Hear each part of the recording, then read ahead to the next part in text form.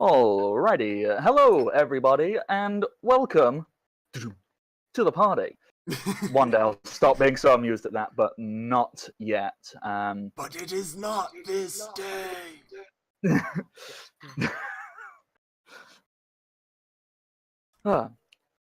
Focus. We're running behind. I've got to do this properly, like a real presenter. Where's the fun in that? Shh. Sorry. We'll make our own fun. Okay, so I am the DM, your host, creator of worlds, god figure, and I'm gonna try and murder some people later on. I'm not even talking about the game. I'm just talking about my plans post stream. Just cool. I'm gonna walk around being god, planning murders. It's so. What's your name? I am the Bardic Knock. It's right there on the screen. I'm assuming you guys can read, and if not, I hope I haven't offended you by making that assumption. But yeah, reading, it's good for you. It's like carrots. Don't know where I was going with that. Somewhere, apparently. Yes, and you can find me on the Twitters at the Bardic Knock. There's also a lovely Patreon if you are very kind and wish to give money to me. For no particular reason, just because you like me. Like, I mean, I sometimes make videos very badly, but if you gave me money, they'd be less very bad. So, think about it. What we are going to be playing today,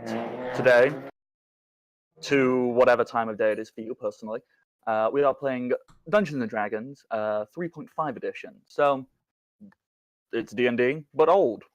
Not really old, but old. There's more numbers, and I would arguably say, with more numbers, you can make more ludicrous things happen. Pointing example, you can swim up a waterfall. You can. With a swim check of 40. How can you roll a 40 on a 20-sided die? Surprisingly easy.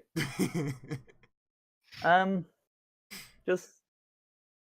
Hey, salmon can do it. Get the right feats and points in your skill checks. You'll be good. Yeah, so that's pretty much the deal. If you know Dungeons & Dragons, if you know any tabletop role-playing game, you'll get it. We throw around bits, well, I throw around bits of plastic. These guys type stuff into random number generators, and things happen when I say they do. Because that's how it works, pretty much. Yep. Before I throw it over to the players, I'm going to quickly throw out all the capitalism stuff. I mean, promotion. I mean, I don't even know. Something that's not a negatively connotated word, which reflects to Support the exchanges of money poor for goods and artists. services. That's the one. I joke. You know, money is very valuable. Obviously, it's but it's we don't like need it. We aren't like all gonna die if you don't donate stuff. So don't feel super pressured. But if you could, it would mean we can do so many more things. So you can donate money to welcome to the party by subscribing. Woohoo! There are 3 tiers of subscription: one for $4.99, one for $9.99, and one for $24.99. These are all good. These are all fun. These are all fantastic. And you can also, hey, do you have Amazon Prime? Let's intermingle all of our capitalism and throw your Prime subscription to us. Capitalism, intertwining, other words. I'm going to stop and move on. So with these various levels, these tiers of subscription, you can earn awesome rewards, like these super cool emotes. For the tier 1, you get some WTTP, D20s, that's a lot of letters. Do you happen to like the colors pink and purple? Because that's what colors WTTP represents. Pinky purpley goodness. So get some pixelated emote dice to go around and throw at people over the internet. Fun fact, when you put one of these emotes out of the ether, a small pinky purpley polyhedral plastic thing exists and hits whoever you just sent it at. I get hit by these dice like all the time because people keep throwing these emotes at me. Disclaimer: this doesn't actually happen, but in your mind it does. So think about it. Go Apparently, take some I just threw a courses. lot of them. They're going to arrive soon. It has to cross over the Atlantic Ocean. They're going to hit they're a me little like just off stream. You always miss it. Sorry, guys. But if you want that to be a reality, go and train real hard in the Tibetan mountains, mastering how to materialize things with your brain. If superheroes and comic books can do it, it has to be true. So Except no subs. Not Tibet. It's not good enough. exactly, you can't just go to the Himalayas. Like, no, you have to be specifically in Tibet. Like, you can't Rocky just be Mountains, near get it. out of here. Sierra Nevada, Sierra, whatever the fuck. The next tier up from that, you get a delightful Michael the Mimic. It's a chest with teeth and a tongue. It goes, ah! It just sits there like, I'm a chest. I'm a chest. Ooh, people, do you want to come look at my chest? Teeth in your face. Yeah, it does that. So you want to lull your enemies into false sense of securities as if you're presenting them a nice gift and then munch their faces off. Consider getting tier 2 so you can throw Michael the Mimic at people. Also and consider finally, getting therapy. Therapy would also be a good idea, but we don't offer therapy. Well, we have a sort of therapy. I was going to say yet. I will jump into that after I explain what tier 3 gets you. It gets you some WTTP D20s in a glass, floating in liquid. It's crits on the rocks. Don't know what this dance is, but I'm going to awkwardly stop. Awkward enough? Yeah? Yeah. Perfect. So yeah, emotes. Do them. They're fun. They're great. It supports the channel, which then lets us. I don't know. Like, I think the concept is, give us money. Like, and we do not stuff me for you. specifically. Like, if you want to give me specifically money, like, sure, great. It will do stuff like feed my. I don't even know what habit I have to feed, but it will feed it, and I will appreciate it. Ooh, it will feed this nasty habit I've been trying to kick. It's called existing. Like, pretty hard to kick that one. Yeah, I'm trying to not need money to rely so much on it, but I just can't help it. Like, it's almost like I need to consume oxygen and like nutrients on a regular basis. I just can't stop. It's an addiction I have. So, but yes, the point I was making: money is fantastic. It's great. It's lovely. Give it to the channel. Give it to people. Not corporations. Corporations are mean. Like, they just set it on fire. These are facts. Give it to actual real life human beings, and we will not set it on fire. Instead, we'll use it to further propel ourselves so we can earn more money to eventually become a corporation. Then we can set it on fire. Yes! It's all coming together. I just revealed my evil plan. Sorry, everybody. Speaking of coming The other together, thing, the other thing you can do if you don't want to subscribe, but you still have some dollar bills or whatever currency bills you happen to have, you can transfer them into bits and throw them at us instead. These bits will, if you do it and ask, you don't even need to ask nicely. Just say, "Do the thing," and I'm a puppet. I'll dance for your money. we are obligated by a personal contract to obey the bits. Yes. Yeah. That's pretty much how it rolls. So for 500 bits, we'll do small things. Show you a nipple. I mean. You just have to put the ideas in their head, don't you? Actually, no, we aren't allowed to do that. Twitch has very strict rules. Yes. So no, we won't do that. That's the other stream. That's if you want to find it, just look hard enough, and you will. But what we will do is we'll give a player a natural 20. Woohoo! You also get to give them that if you subscribe. So boom, boom, boom, boom.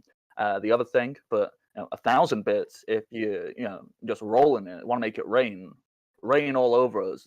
Get rain all up in my face. I mean, what?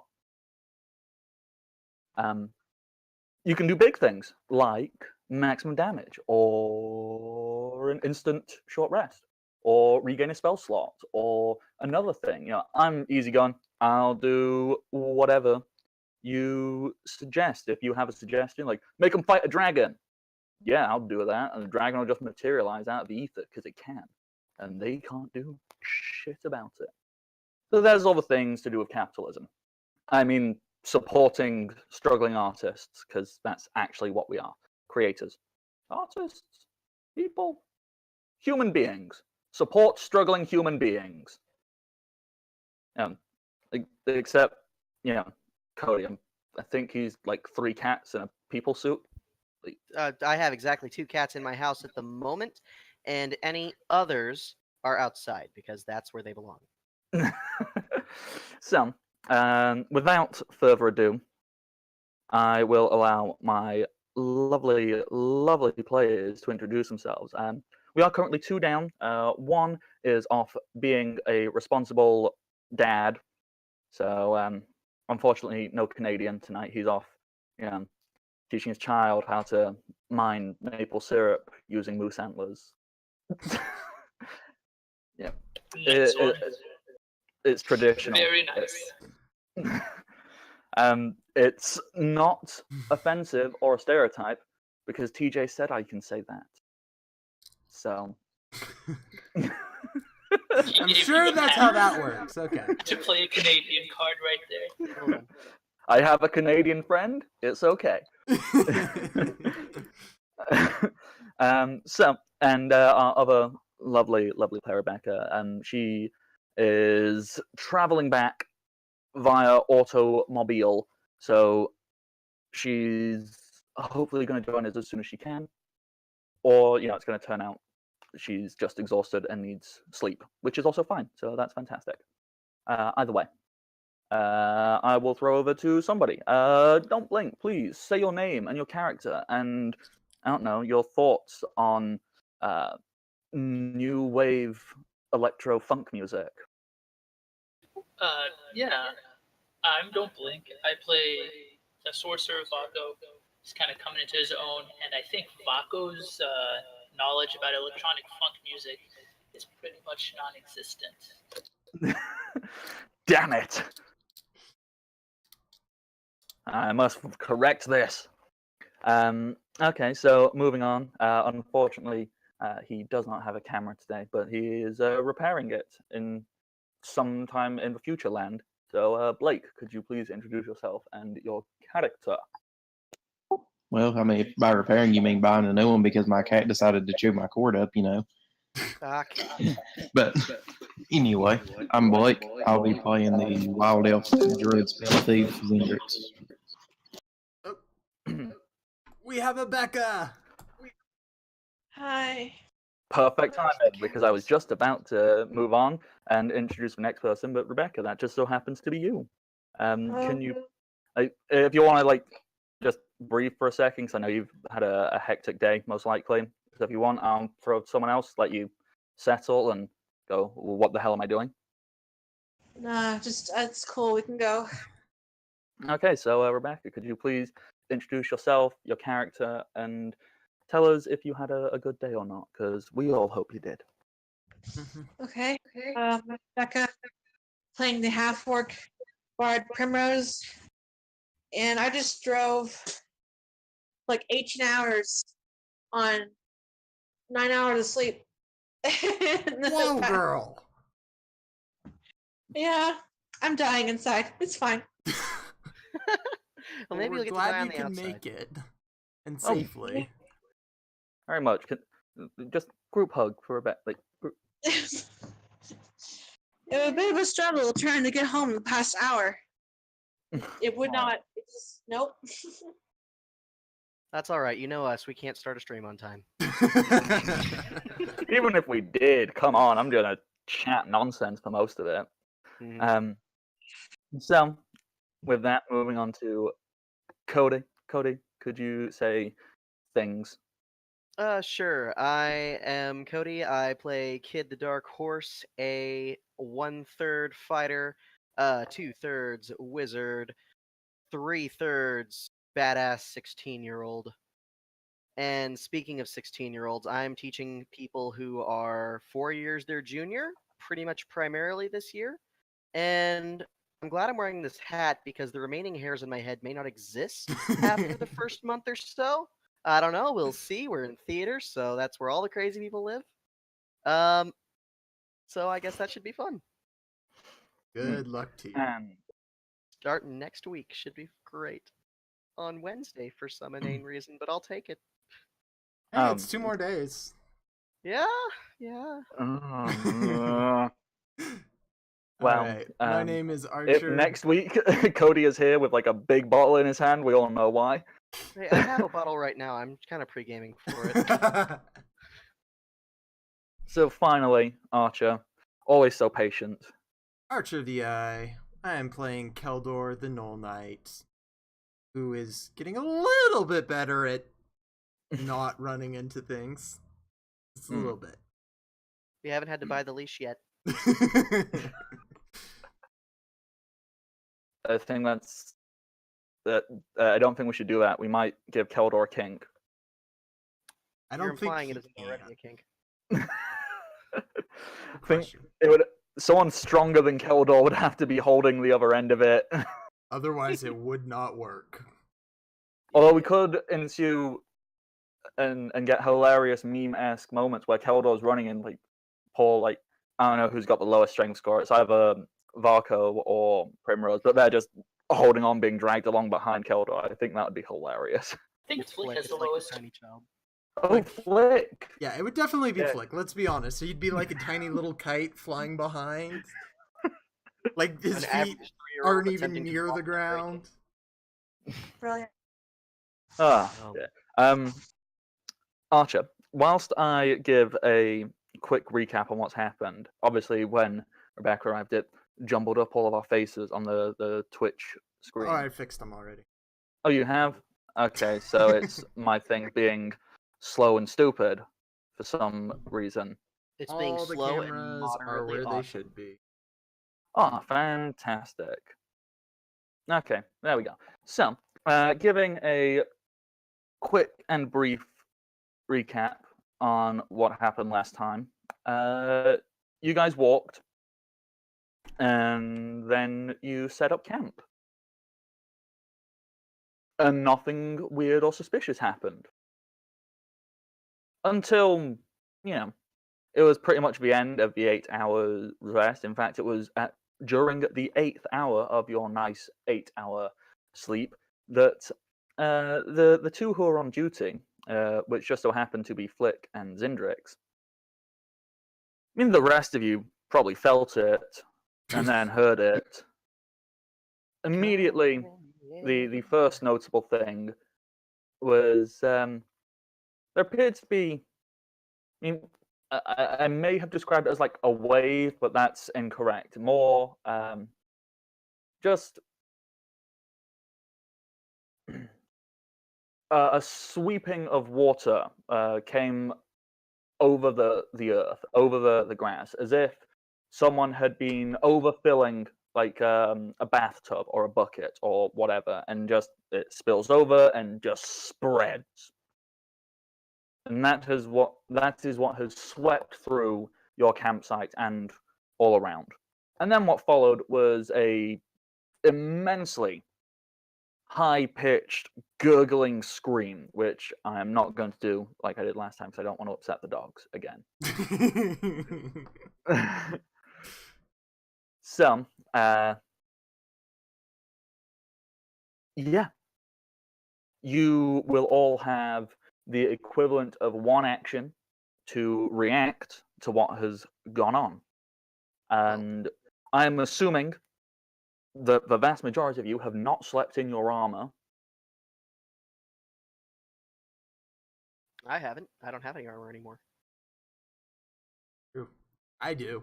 I'm putting my armor on because that's like, oh crap. Grabbing my That takes a glaive while. and sticking my armor on. It takes a while to put armor on. I know. Yes. I'm just. You have a chain shirt? I have a breastplate on. It's a bit Medium longer. armor. Okay, let me just. You might want to rethink that. Yeah, let me. Because if memory serves, donning medium armor takes at least a whole minute. Even if He could rushed. throw it on in a couple rounds, but he wouldn't get the full armor benefit from it, and I think he would get problems with his attack rolls. Yeah, I'm just trying to find where That's the rules are. one Hastily donning point honor. worse, and but I could get it done. Oh, it's still a whole minute. Yeah, and that's 10 rounds of combat. Yeah, no, I'll just. That's just. Roll Guess that I'm not wearing my armor.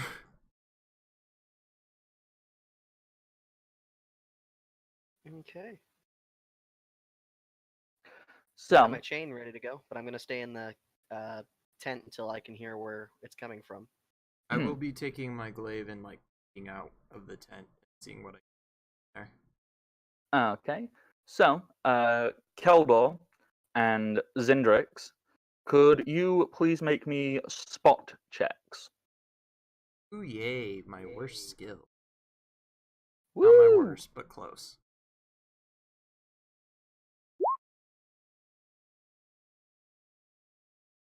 Not bad. Listening. Okay. Okay, so Keldor, 14, Kid, 7, Zindrix, 17, although Kid is listening, not spotting. 7 plus 5. It's 12. Oh, And plus 5 sugars because you've got around. sugar. Yes. So that is 12. That's how maths works. Alrighty. Zindrix. You can make out the silhouette of. Let me just count how many things. 3, 6, 9 creatures that appear to have surrounded the camp. And 6 of which appear to be humanoid in shape, but they appear to be moving in a lumbering, troubled manner. The other 3 don't really appear to have a definable shape as far as you can understand. Oh, I got that for a second. Can you repeat the first little bit of that? Me as well. I believe it was a Discord thing. That's no problem. Okay, so repeating. Zendrick, you can make out the shapes of 9 creatures that appear to have encircled around the camp. 6 of which appear to be humanoid, but their movement and their stature, they seem to be like hunched over, and they look encumbered as if moving is troublesome. And the other 3 is really difficult to make out the actual shape of their silhouette. In fact, at moments, it almost seems as if the breaking light of dawn can penetrate through their silhouette. Okay, well, for my surprise thing, I'm just going to cast a light on one of my arrows, and then on my next turn, I'm going to shoot that towards the middle of the camp. Alrighty, yep. So, Primrose, is there anything you would like to do after feeling the ground get wet and then hearing a terrifying blood-curdling scream?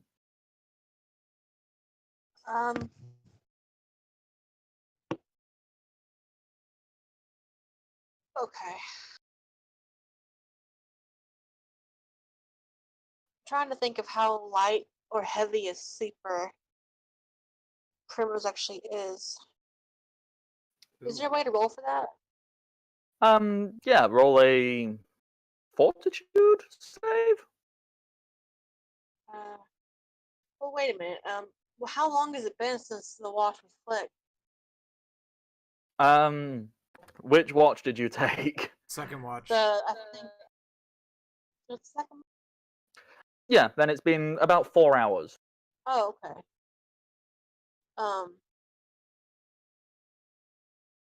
Okay, let me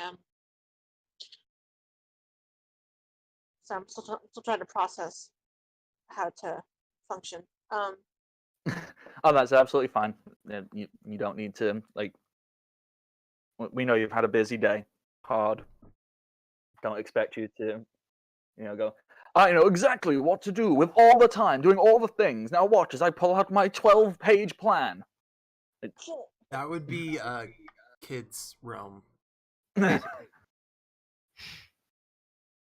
And I did have none an of them are amazing good. weekend. Okay, I'm loading into the game now. There we go. Alrighty. The first part of it. All right. Apologies for my jet lag in one time zone. Hey, that's a thing. Look it is up. now. Naysayers. Research, I say. You said fortitude? Yes, if you would like to roll that, see how strong of a sleeper you are.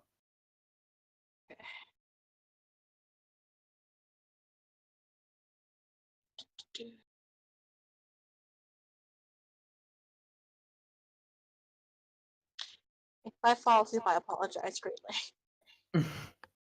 That is absolutely fine.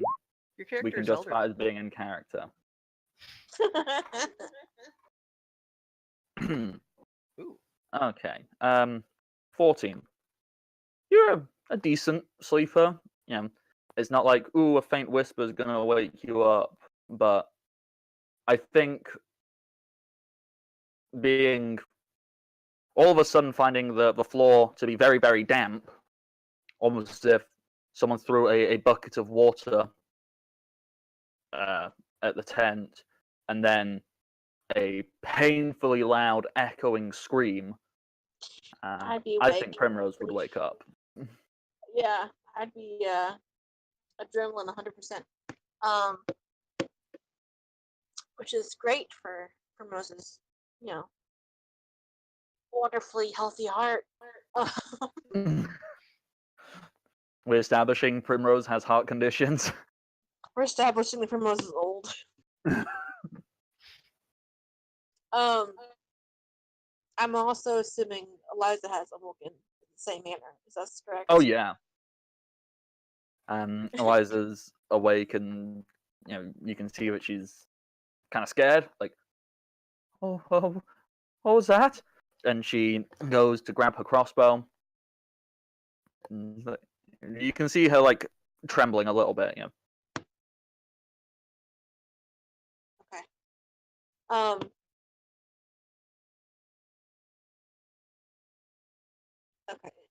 How much actual water is in the tent, like on the base of the floor? Areas? It's not like an actual measurable amount. It's not like, ooh, there's a foot of water. Like, no, it's as if the only way I can really describe it is imagine if you are, stood in the kitchen and the sink overflows. Just Okay.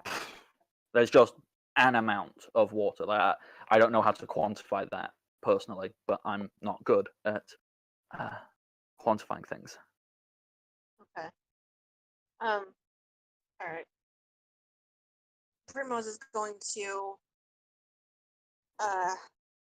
clasp Eliza's shoulder, like I'll go first kind of mentality. And then peeks out the tent and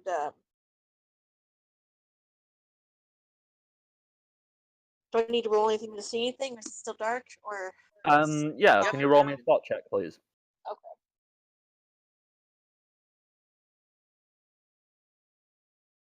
Darkness matters very little to you as a half-orc.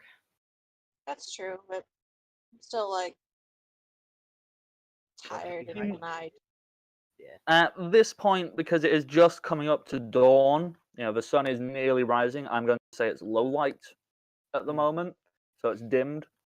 So it's not like, okay, yeah, Primrose, you see absolutely nothing. You kind of poke your head out and go, what? You're still half asleep. Doubt. acting is great. My acting is so great today. My half asleep Some state. point. It's working. It's working. Okay. And so, with that, okay, sorry. Just to clarify, Archer, Keldor actually stepped outside his tent. Yes. Yes.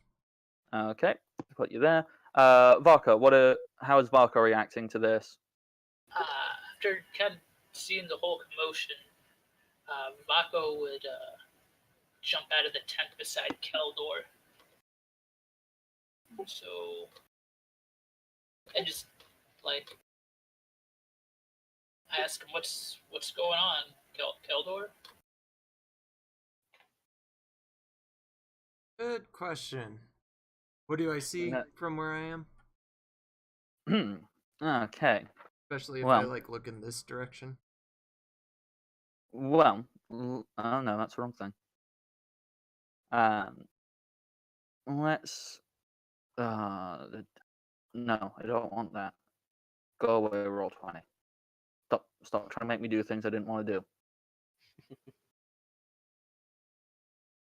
Doodle-doop. Oh boy. You see these various things. As I was saying to Zindrix, these things, 6 of them appear to have a humanoid shape, but they do appear to be like struggling with their movements. Not like ooh, it's just a very forced and labored movement. Okay.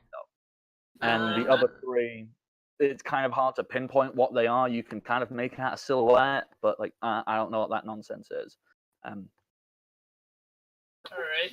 Well, since I just did a 5-foot step and I see that Keldor just woke up and he's really itching to go run into one of them, I'm gonna cast Mage Armor on Keldor. Alrighty. So you get a +4 bonus to your AC. Yay. wonderful. And I'm gonna tell you, okay, go get him. And if anyone else, I don't see anyone else outside their tent, so I'm gonna assume everyone's asleep. So I'm gonna go over and start doing my battle cry. You see Zindrix stood on top of the wagon, who has just cast light onto an arrow. I see. All right, then I'm gonna scream for Kid and everyone else, Angus, Eliza, Primrose, well, maybe not the Bard, but definitely Unst. Like, you scream out and go, Angus, Unst, not you, Bard, go away. But yeah, I'm gonna scream for Primrose and everyone. Yeah, it's like we have company. Alrighty. Okay, and finally, Kid, you said that you were getting your chain ready, that you were listening. Is there any like actual action you would like to do?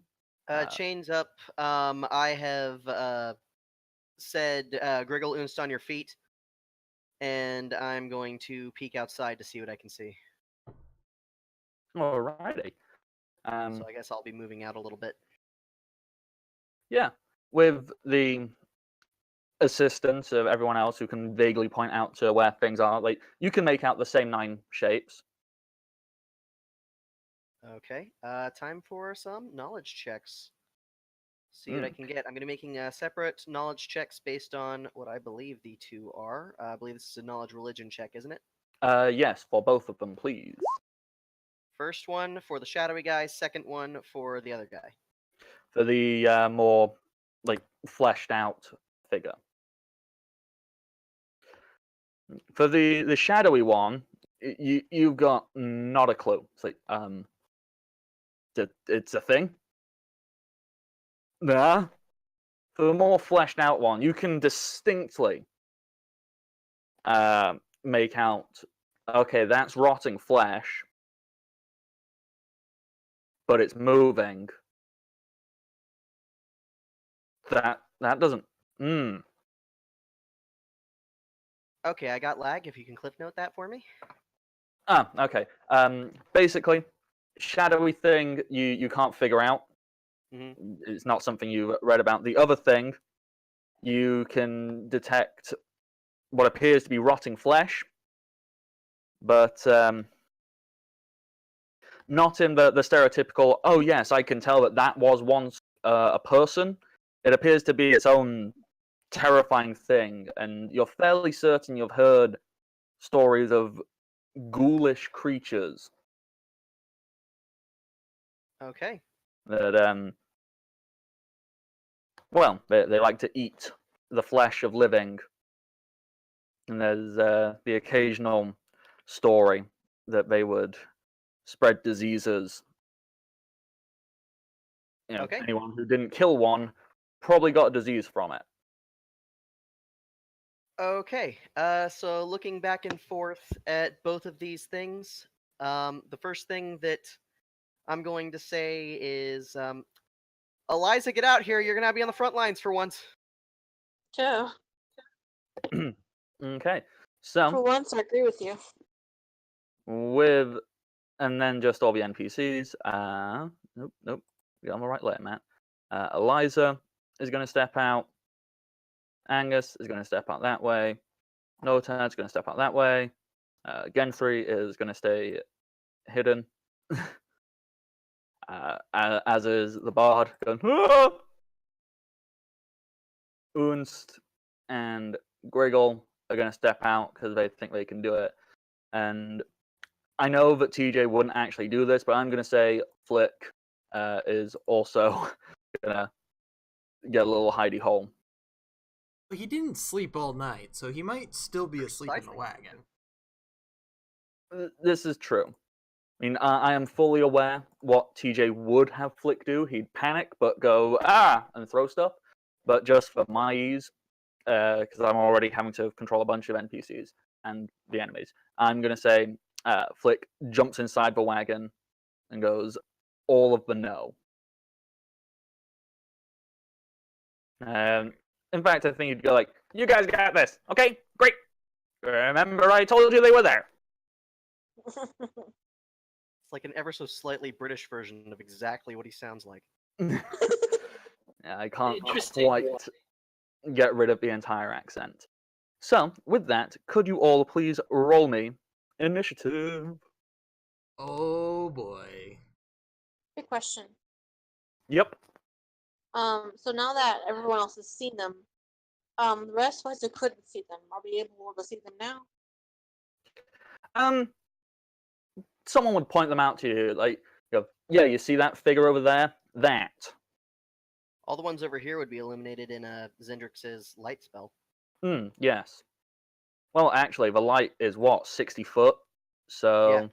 I think it's actually just the range of a torch, but yeah, it would work. It pretty much gets everything. I'm so sleepy with Primrose right now. Just like not having it. I'm loving the in-characterness. So, NPCs, because all of them except Griggle have got the exact same initiative bonus.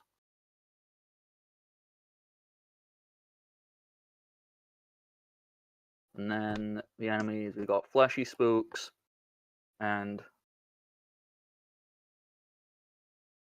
no Shadowy Flesh Spooks. Oh, no flesh. I went no Flesh Spooks. That's better. I like that one better. Oh, they're beautiful. Oh. So spooks. All spooks. You feeling spooked?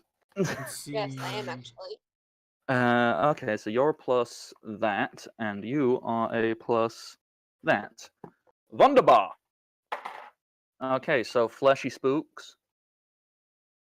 Gonna be. I can math. Yes, I can math. No one can say otherwise. I mean, we can. Shh, no one can prove otherwise. There you go. Oh, no Fleshy Spooks. That's a bad roll. And NPCs. A very bad roll. They're all sleepy. And hey, Griggle. Griggle. Griggle. Griggle, griggle. The most unique of all the NPCs. Mainly because he didn't pre-exist, so I had to make a character sheet for him on here, and did it very quickly.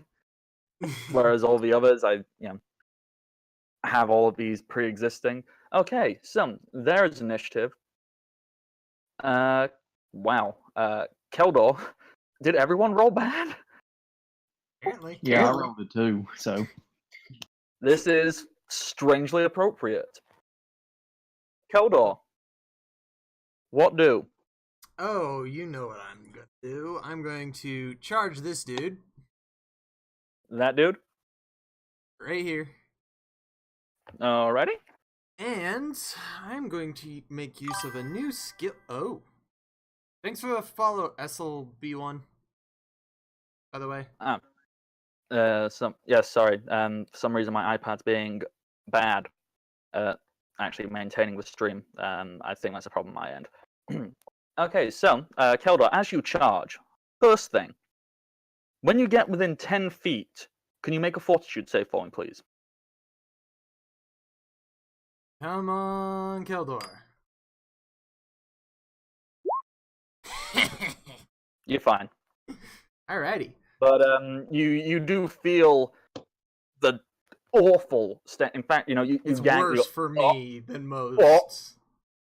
You get this delightful aroma of dried blood, rotting flesh, and just like Death. So, Keldor, have yourself a nice little dry heave as you charge in. You can get over it, but I am jumping at him, and do.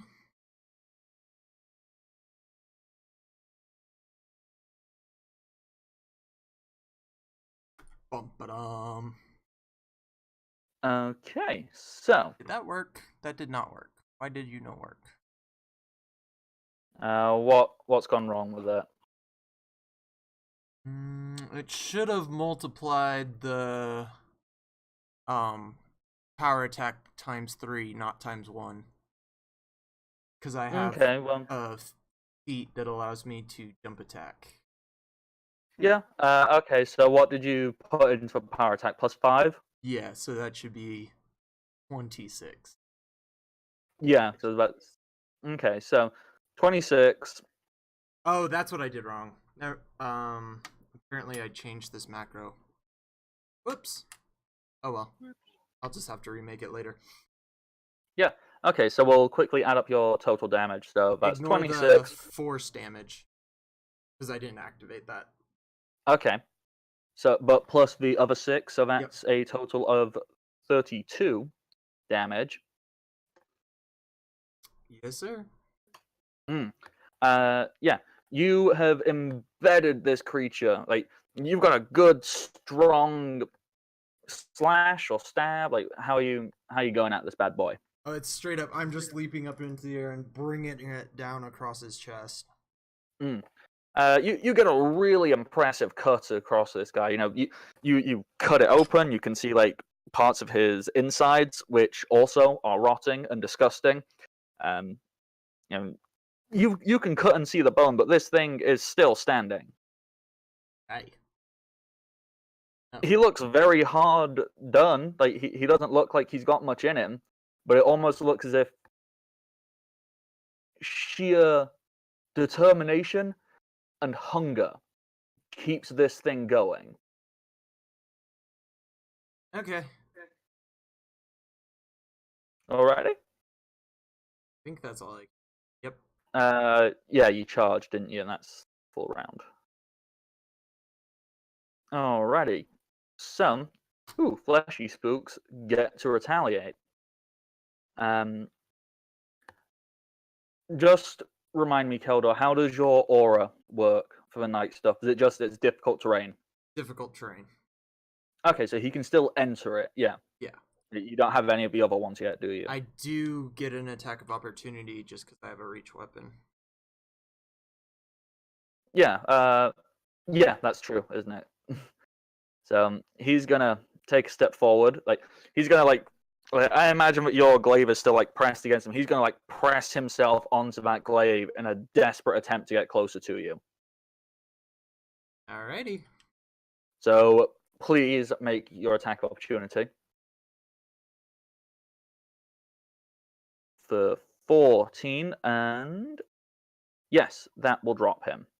Nope, that's wrong thing. Bad me. Click. No, no roll 20. Stop it. It won't let me scroll. No, you son of a. You show roll 20 who's boss. Right. It's not as if it's just a series of ones and zeros and therefore has no opinion. Shh. Don't make out like it's my ineptitude and not the computer forcing me. Okay, so yes, Keldor, you have killed this thing. You know, it kept coming at you, and you went, no!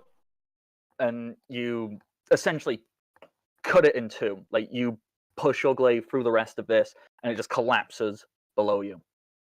Still reeks, still is disgusting.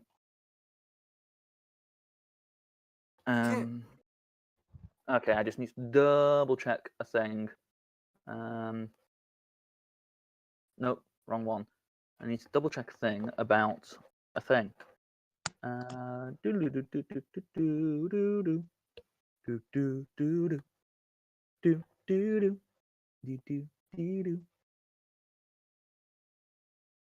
Okay, yeah, that's a specific type of undead thing. Not all undeads. Was just checking.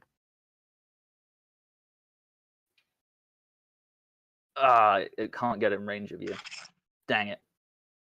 But it can get to our sweet, sweet cleric lady. It's like you want us to die. It's great. It's like I'm trying to hurt you. So Eliza needs to make a fortitude save. Oh no. Don't kill my waifu, I swear to goodness. That bad roll. Somebody who has these things better memorized than I do. Sickened.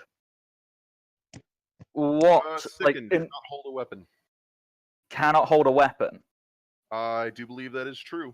I also believe they receive negatives on attack rolls. No, it's just a -2 penalty on all attack, weapon, and damage rolls, saving throws, skill checks, and ability checks. So she just gets a -2 to everything. She could still have her weapon.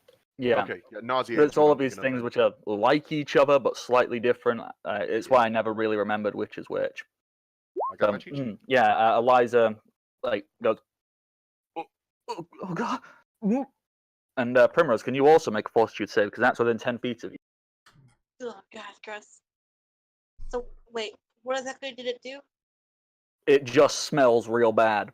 Oh. Like real bad. Like disgusting. Like, okay, have you ever been around meat that has gone off? And not just a little off, like really off?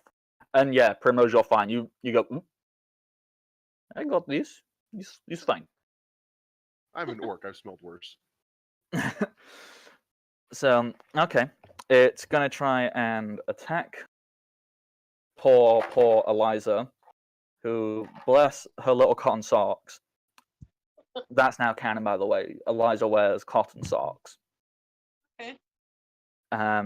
She doesn't have her armor on because she doesn't sleep in it. Yeah, that's a hit. And the damage is that. And Eliza needs to make another fortitude save. Natural 20. She makes it past that, however. Hang on. She also needs to make another one. Wait. Yep, okay, she makes it past those two. But she is going to take some damage. Where's my stupid thing where I keep track of their hit points? But yes, Eliza has been hit. Poor waifu. Where are you? There, you. Okay. So let me just note down hit points. Is that okay? Other flesh spooks. Diddly dee down. Yep, going for Angus because he's closest. I'll do all that stuff there. This one is Unst is technically closer because it can't see through the tent, so it's going to go for Unst. And this one is just going to shamble forwards. I missed. Sango-chan, thank you for the follow. Awesome. Great to have you. Go. None of us use boomerangs, but that's all right. I know who that is. Sorry, I can't see the chat currently, so thank you very much for following, regardless. It's very kind of you, and we promise to only be kind of ridiculous. That is not a Kind of. promise we can make. Okay. I'll deal with Angus first. He needs to make a fort save because of the smell. He passes the fort save. He's going to get attacked. He a plus because that's close.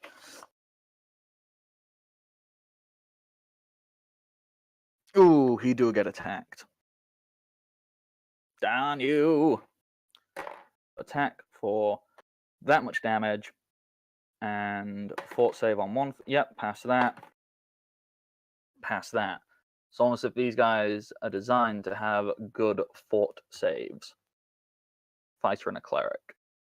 Where are Angus's hit points? There, and he took that much damage. Okay, so he is on. Yup.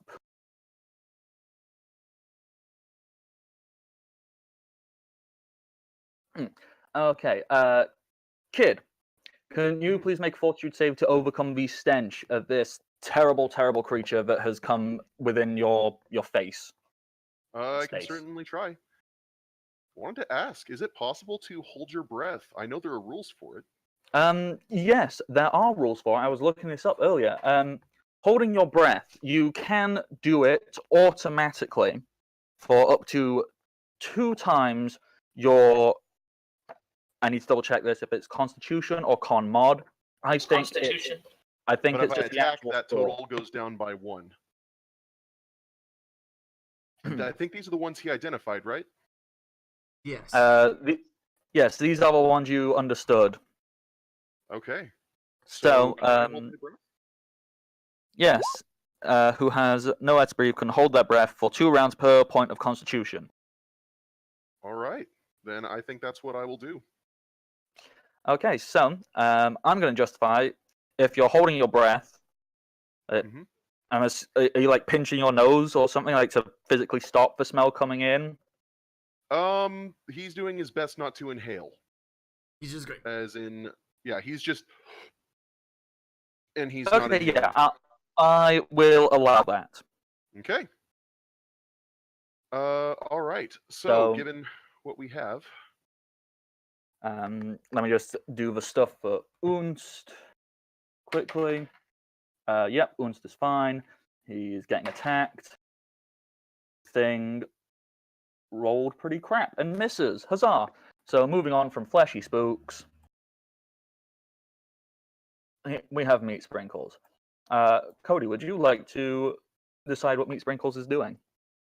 He's essentially your companion, your cohort of sorts. I would say since Kid's holding his breath, he can't exactly speak, can he?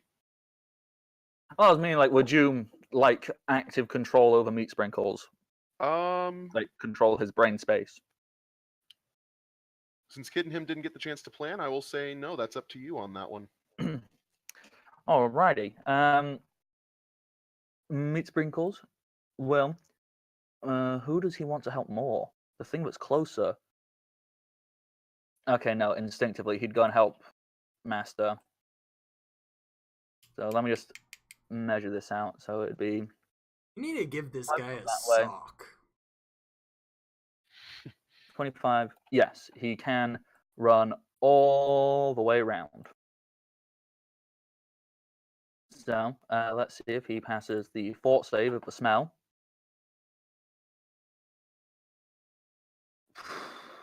Roll good. Oh, yeah, meat That's a sprinkles. pretty damn good roll. Yeah, considering he has a +2. So that's He's a meat goblin. sprinkles making the thing. Meat sprinkles is gonna run, and he's gonna stab. He is not flanking. He is not power attacking. No additional power. No. There we go. Somebody hit it. So minus that much. Meat Sprinkles is very proud of himself. He's like, nah, I did it. Yay! Poke the thing. So we move on to Zindrix. I'm gonna take a shot at this one over here, straight from Angus. Okay, please make a shot.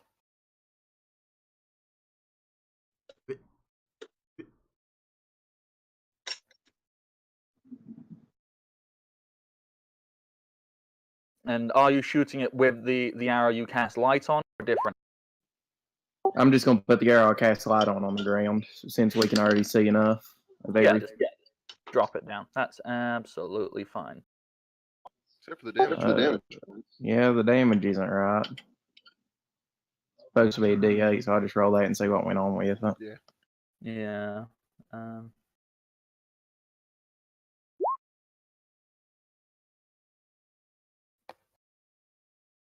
That's unfortunate.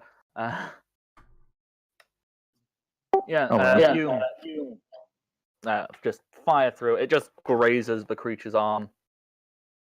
Could have been worse. Could have been better. And see if he's gonna jump off the cart and bite into this one, so he'll make his fortitude save and see if he succeeds that, see if he gets the penalty. Yes, please.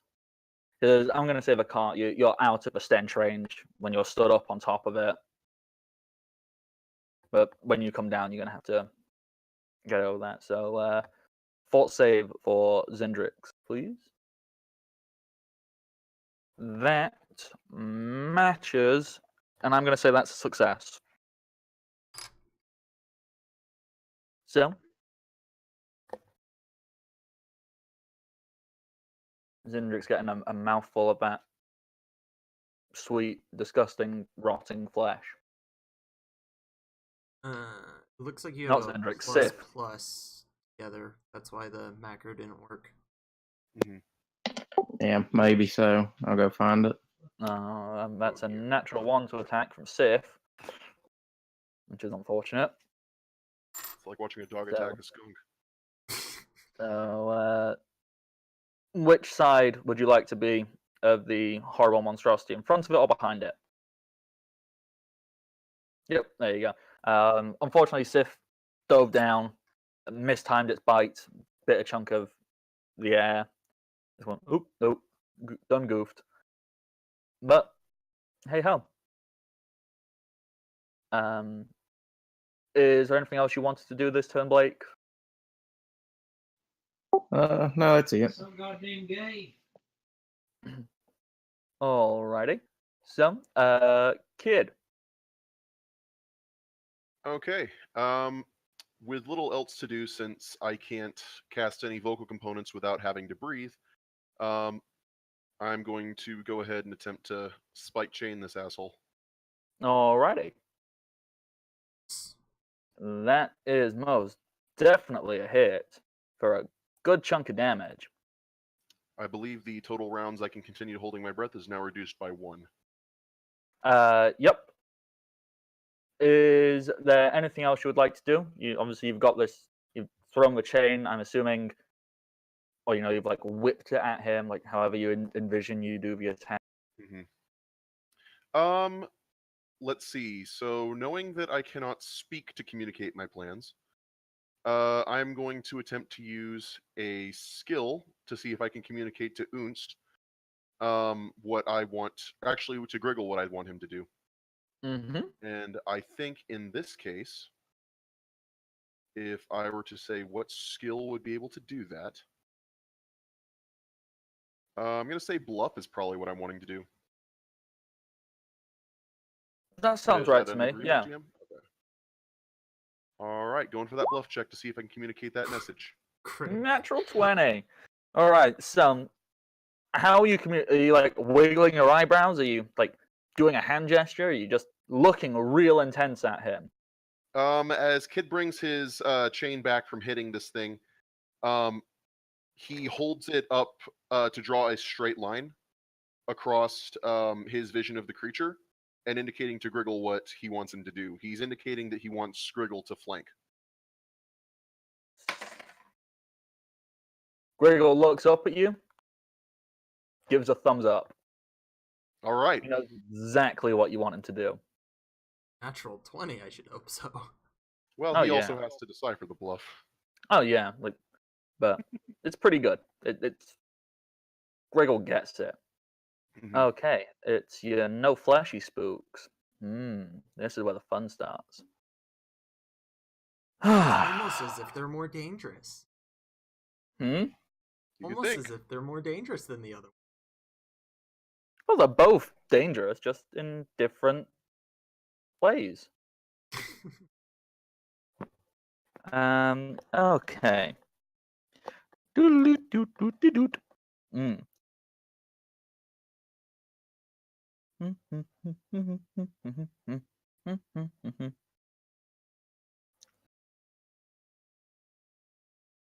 Yeah. This one is gonna float on up to Keldor. Keldor, do you have combat reflexes? I do not. Then you have already made your attack opportunity this round, haven't you? Yep. And what is your touch AC? My touch AC is 16. He just rolled a 16. I know we change this every single goddamn time. Which way have we been ruling? If you match with AC? If you match it, yes. Yeah, It's okay. So, the damage he is gonna do... Keldor, you are not gonna like this. As this non-fleshy creature, it gets closer, and you can kind of make out it floats before you, and it's kind of like something out of one of your worst nightmares. Is the only thing I can describe. It seems to outline a humanoid shape, but it has no features. It has been distorted, and it just bristles with madness. You can hear this incoherent babbling and wailing coming off of it, and screaming. And from a waist down, it trails away into like nothingness. It doesn't have like legs, as you could understand them.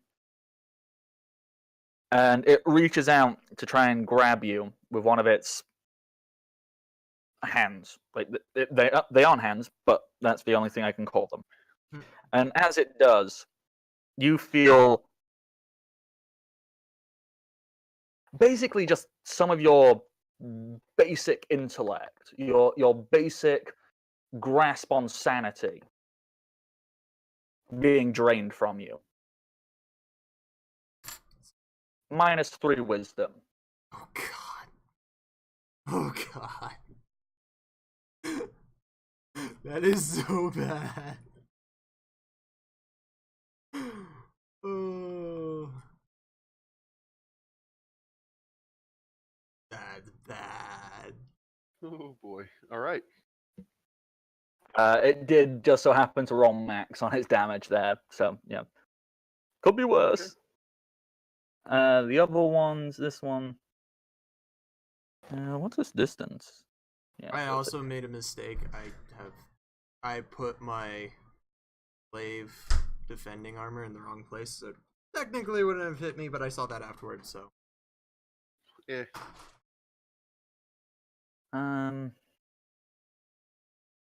Okay, Angus is closer. Ooh.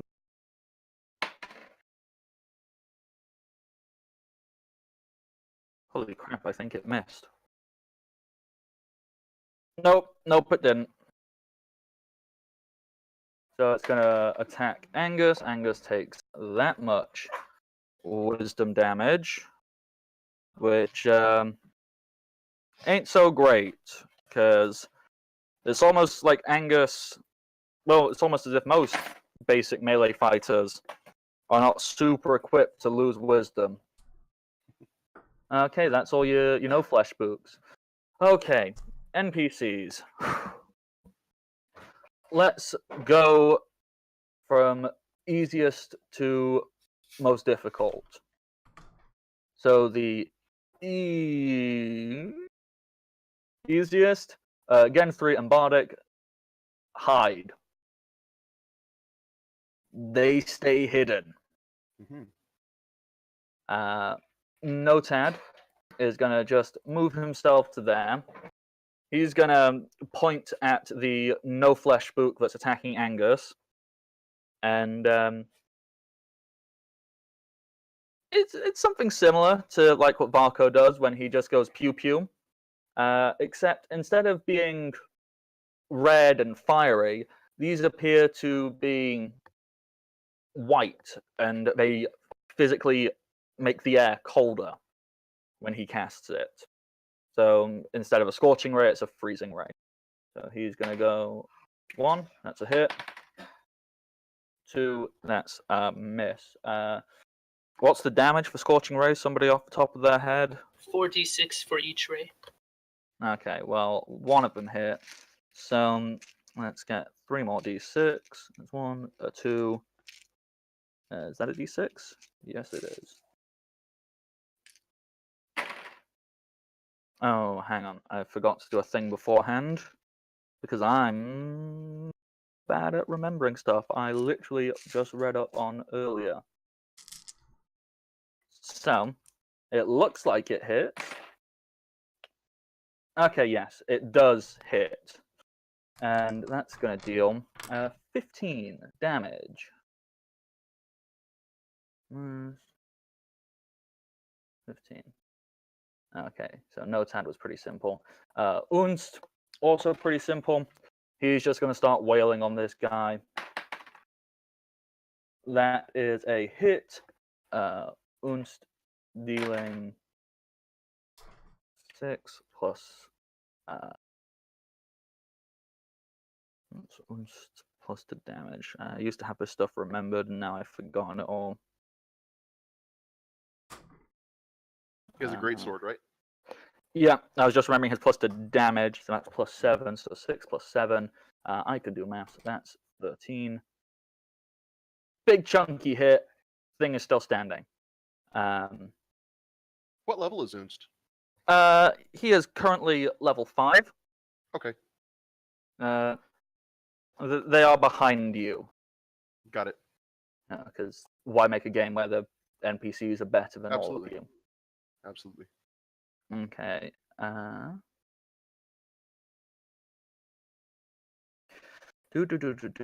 Remembering how a flipping thing works. Damn clerics with their stupid ability, which is only useful in these very few situations. Okay.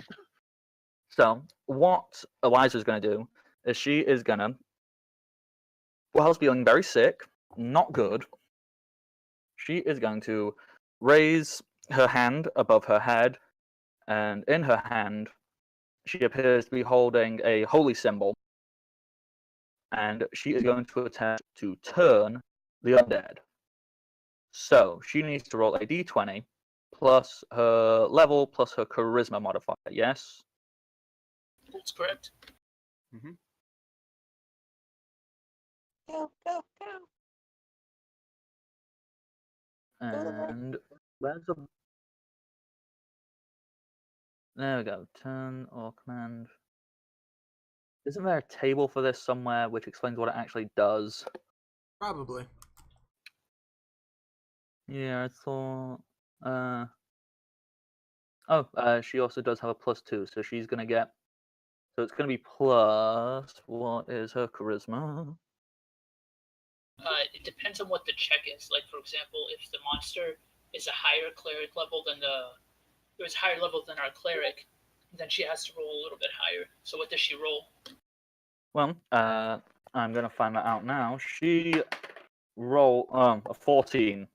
So she can rebuke her level +1. Okay, so she can make them move away, or at least be scared of her. So she can move away. Well, let's start with. I'm just gonna mark the ones. Yeah, One. it starts closest to her, expanding out. Yeah, that's pretty much what I was doing. 2, 3, 4. Then who's closer?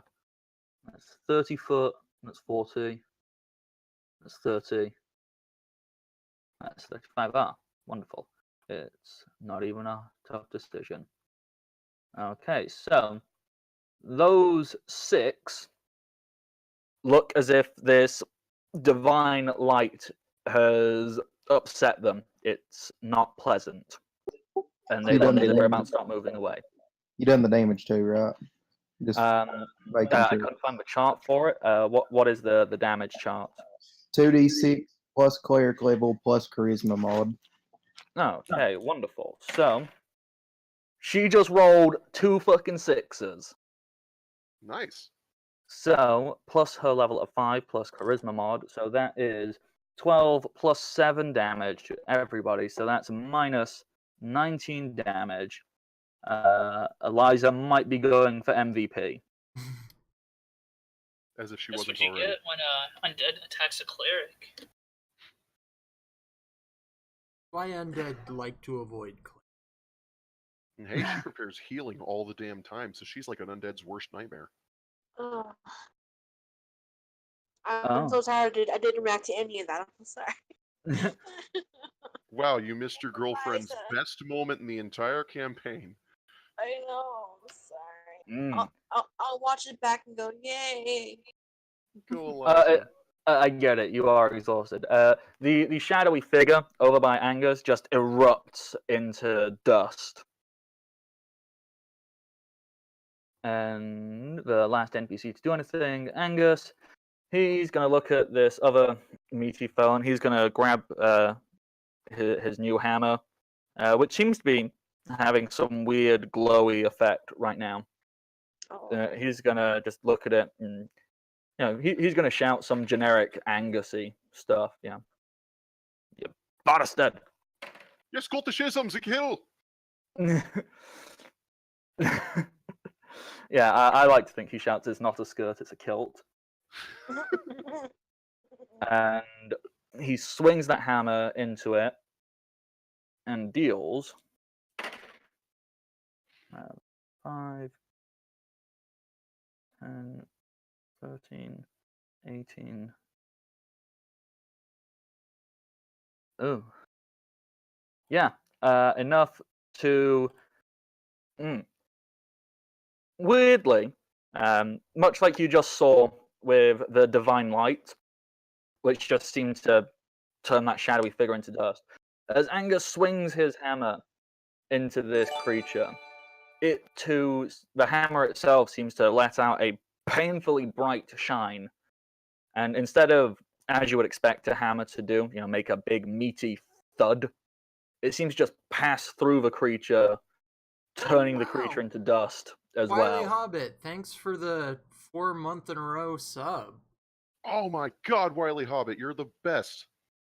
Wily That's Hobbit awesome. is actually a really awesome person, a great member of the community. You can find him on the New to the Party games, which take place on Monday evenings. He's an amazing human being. You should go check him out as well. But yes, thank you very much for the continued subs.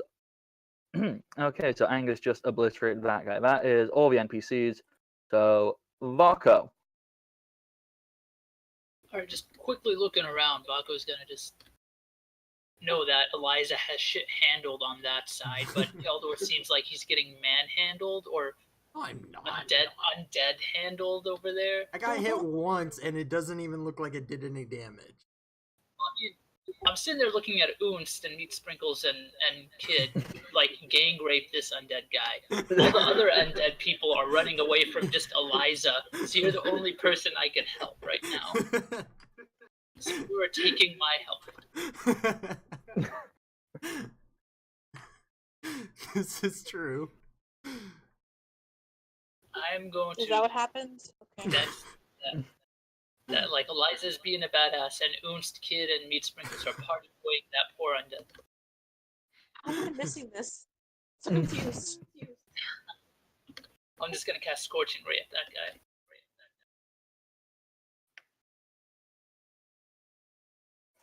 Okay, so you're scorching raying the non-flashy spook. Let's see.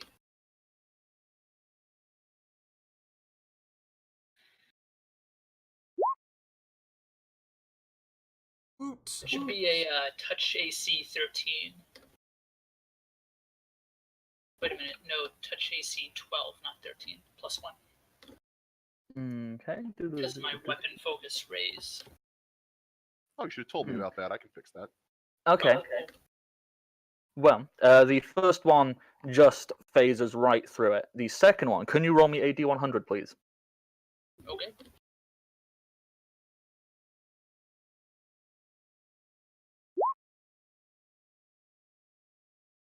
Oh.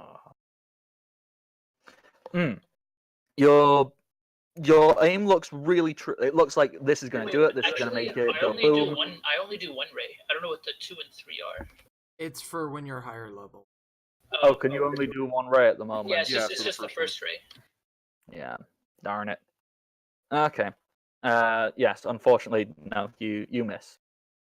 It just the shape kind of just is amorphous and goes. Whoop. It's sad. But hey ho, next time. Primrose. You lovely thing. If you're there, if you're conscious. I'm here. What would you like to do?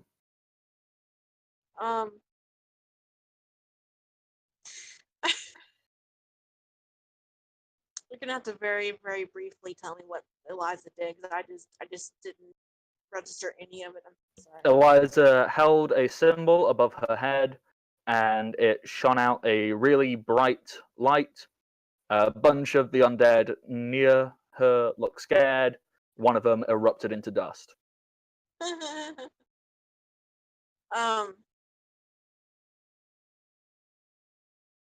even laugh right. Good lord.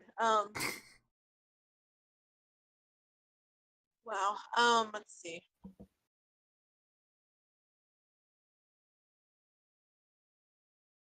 Are the red marks the ones that are dead, or no? They're the ones that are scared. They look like they want to start moving away from this bright light Eliza is shining at them. It's a light? Okay.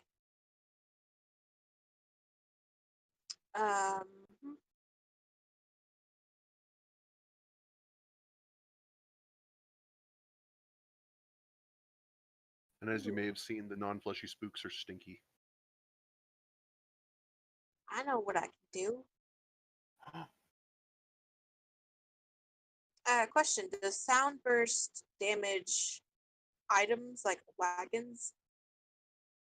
Not that I'm aware of, unless it specifies. Okay. I'm gonna come over here. If I come here, would sound burst hit all three of these thingies? What's the radius? It's 10 foot.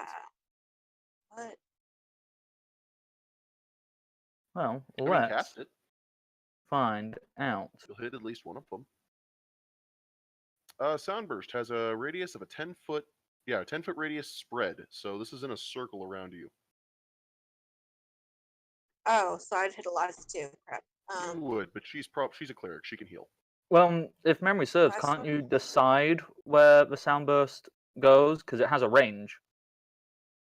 That you choose where it erupts from. Oh, yeah. I think in the mines, we like tunnel down a hallway, so. Yeah, you can move it. You can choose where it originates, and it'll be in a 10-foot sphere around that. Yeah, Oh, so no, that we token can't I go just threw there. out, that's got a 10-foot radius. That hit all Oh, of them. word. That would hit the incorporeal one too, since That would be lovely. Oh, I have no clever quips on how this is done. So press the button and it'll do the rest. Just go, ah! Kaboom! You're making Token sounds. only requires vocal and somatic components.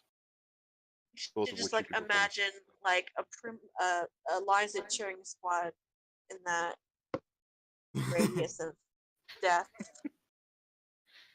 Just like Eliza, Okay. Eliza, Eliza. Go, Well, it's Eliza. more like fuck yeah.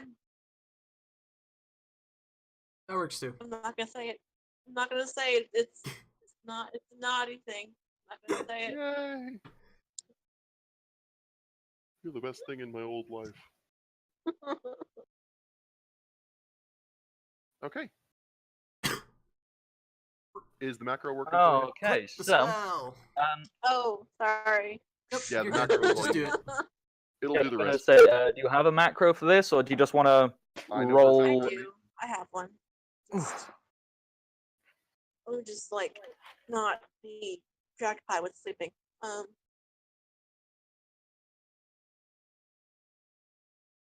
Oh, here it comes. Ah, Oh, oh. oh. Primrose is just too tired to make much of an effort today. That's a shame. Uh, Okay, I just need to double check something. What's that? Plus, where is it? I can Oh, imagine the wonderful! background is- It's such a good thing. Undead have got dreadful fort saves.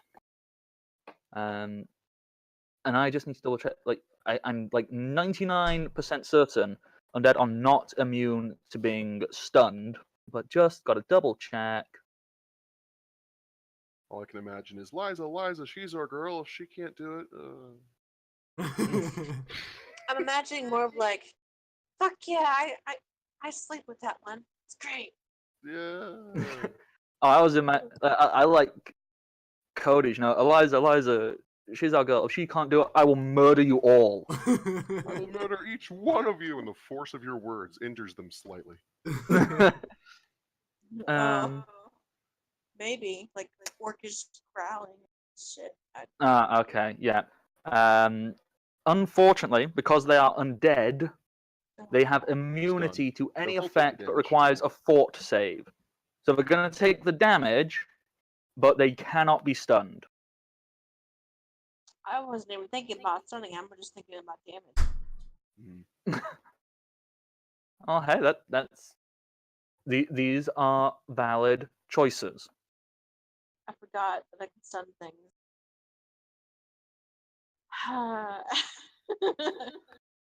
Today's episode is brought to you by Sleepy Bard, the world's best bard. Sleepy kind. Okay, so with that, Primrose sleepily going, "Yay!" or "Boo!" Yeah. or "Touch my waifu and I'll murder your face." Oh, I like the third one. Let's do that. This is accurate to normal Primrose. Yeah. Okay, so we come back round to Keldor. Mm-hmm. What do? Here's the question.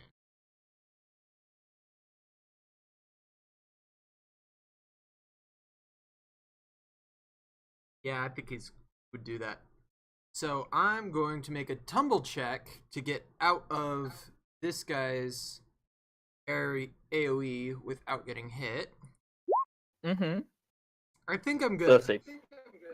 Oh, hell yeah. You can just go, woohoo! Do cartwheels and everything around him. You can even, like, get around back and flip him off as you dance around. So You'd I'm win the gonna dog move show. over here. And I'm going to, as a quick action. No, I'm just gonna hit it.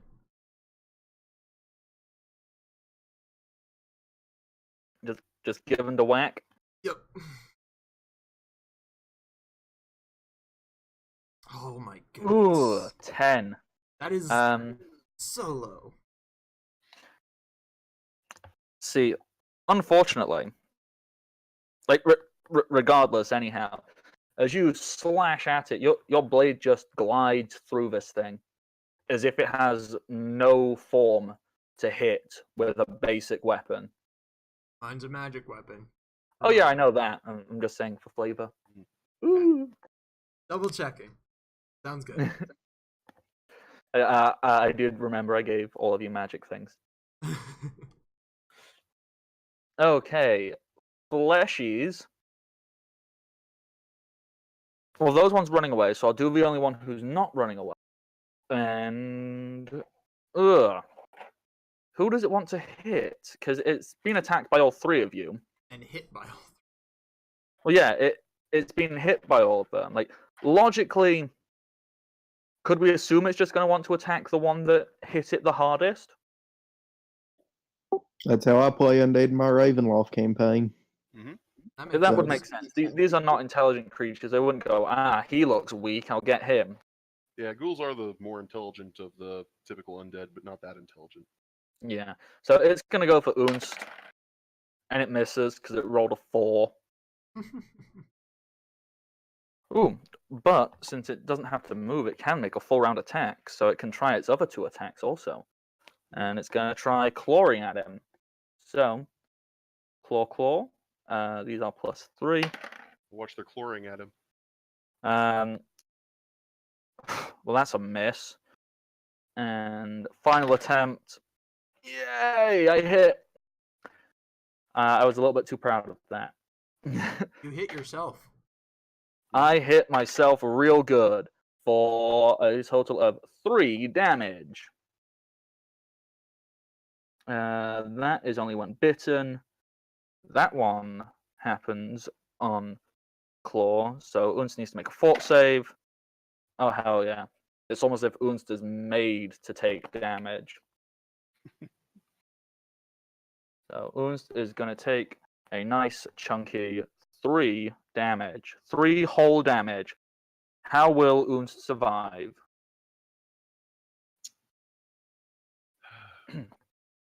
And with that, it's the Griggles.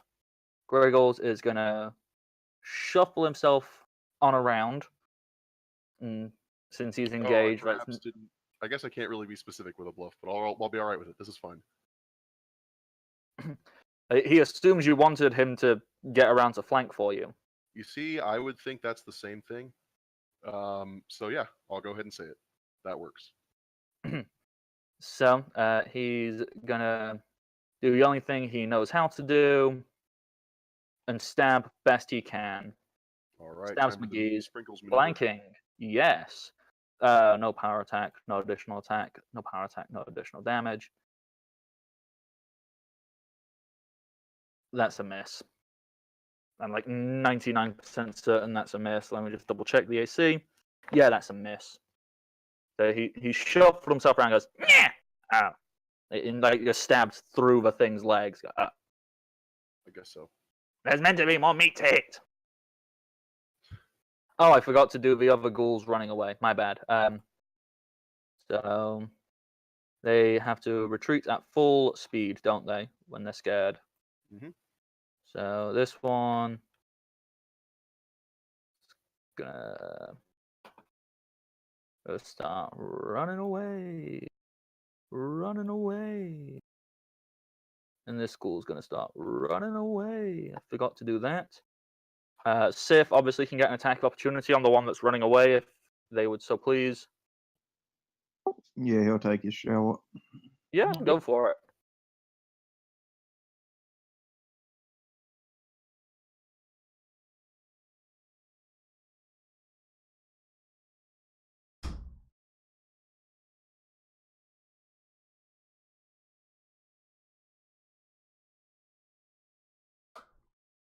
That's a miss. And Yeah, I saw it. And I clicked on special properties. That's why I put that extra plus whenever I was going through it. I've noticed you've got the same ++0 in there. Yeah, I noticed. I clicked on special properties. whenever I was going through it.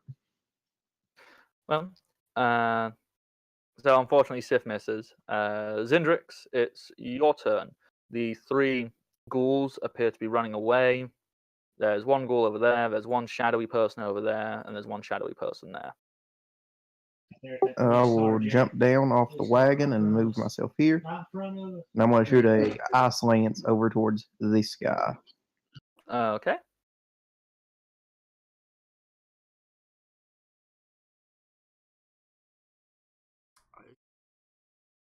And that's a touch AC, right? Yeah. Yeah. Okay. Can you roll me a D100, please?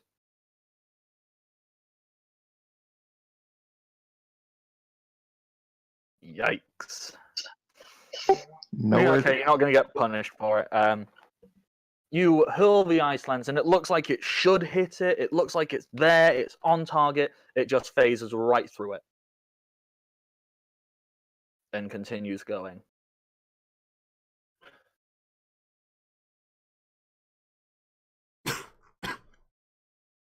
Which is a shame. Is Sif doing anything, or are you going to let the things that are trying to run away run away? Yeah, he's just going to let, if it's going to go, it's going to go. He's going to run over here towards Unst and Kid and the rest. Yeah, that's absolutely fine. You just move him wherever he wants to go. And we will continue down to Kid. All right, here comes the chain. Chain. Flank is yes. Oh, that's a good hit. Hella. I lose. I think I only have 22 rounds I can continue holding my breath. Oh no, how will you survive?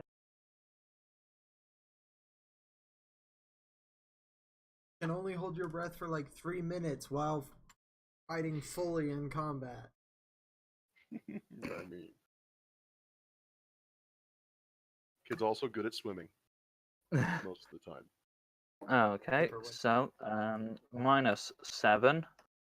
Yeah, I'm hoping I didn't already do -7 from that and just did it twice without thinking. Whatever, we'll be fine. You guys are winning. It's safe to say that. Okay, no flesh spooks.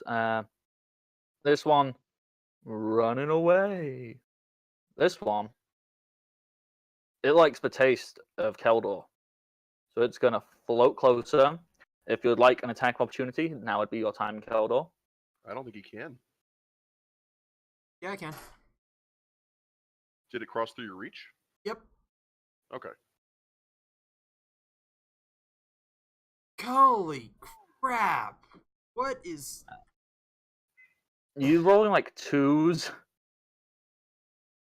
Yeah, that unfortunately misses. So, Keldor, you have a touch AC of 16, yes? 17. I had that wrong last time. 17. Okay, let's see. He rolled a 20. So, Keldor, you know that feeling of when you can feel your actual sanity just dripping away? Another 3 wisdom. Sounds great. I don't want to keep rolling max for this guy. If I can see this, am I allowed to speak outside of my turn? Yeah. Okay. Kid seeing this and deciding that he would rather be sick than allow it to continue. He is going to very quickly shout out to Keldor, "Keldor, kill the pumpkin!" And now I have to roll the fortitude save. I love that. And I'm really hoping Archer remembers what the fuck you are talking about. And yes, you passed the fort save. Oh boy. NPCs, let's be rapid. Unst hits 7 plus another 7. Yep. Unst murders. Eliza shouts at the ones running away, goes, "Take that, you smelly shit. Oh wow, those Cursing crass now. words from Lovely. Eliza. Angus kind of slowly strolls over, like, oh, what's going on? And Notad is gonna adjust himself to there, and he's gonna fire a ray. Okay, that should hit. If he makes the nope. Same thing as Varko did. It just thwomp, flies right through the creature. Varko. Well, let's hope we can kill this thing before Keldor goes crazy. Oh yeah, because that's usually what. Okay, to the way insanity is determined in 3.5 for our lovely viewers, it is actually a status you can get, and it is basically -4 wisdom +4 charisma. So at this point, Keldor is past insane. Good job, Keldor. So, Varka, what are you doing? I'm going to just kind of reach in my pocket and pull out my hand in a little pistol format. And I'm gonna kind of close one eye and aim it, and I'm gonna go scorching ray again. Hopefully I don't miss this time. I love it. Okay. And it's a +1 on the first one. Okay. Oh! Roll me a D100, please.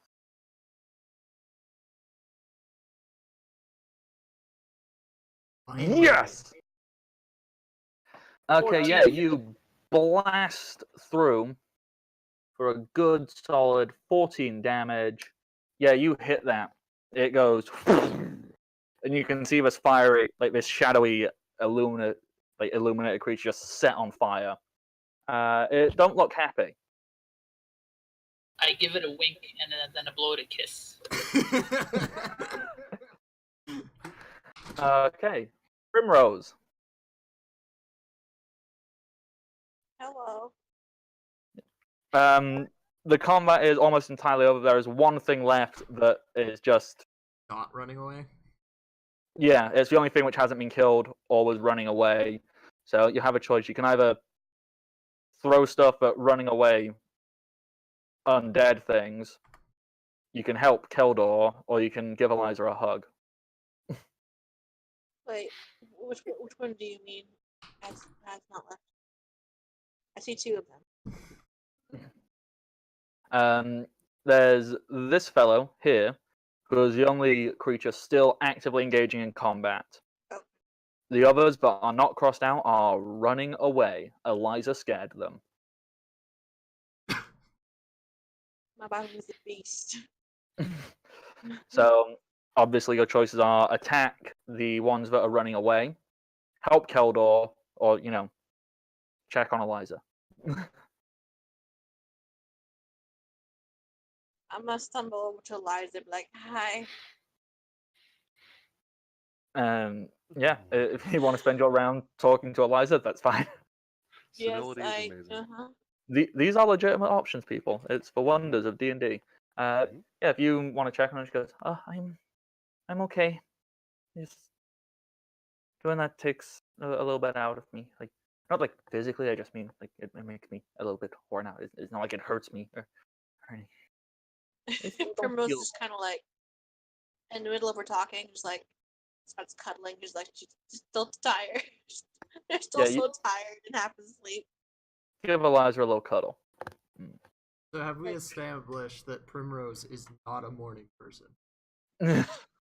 We've established know that that. Primrose needs a full hour to sleep to function like a normal person. Okay. So Primrose, you spend your action to cuddle.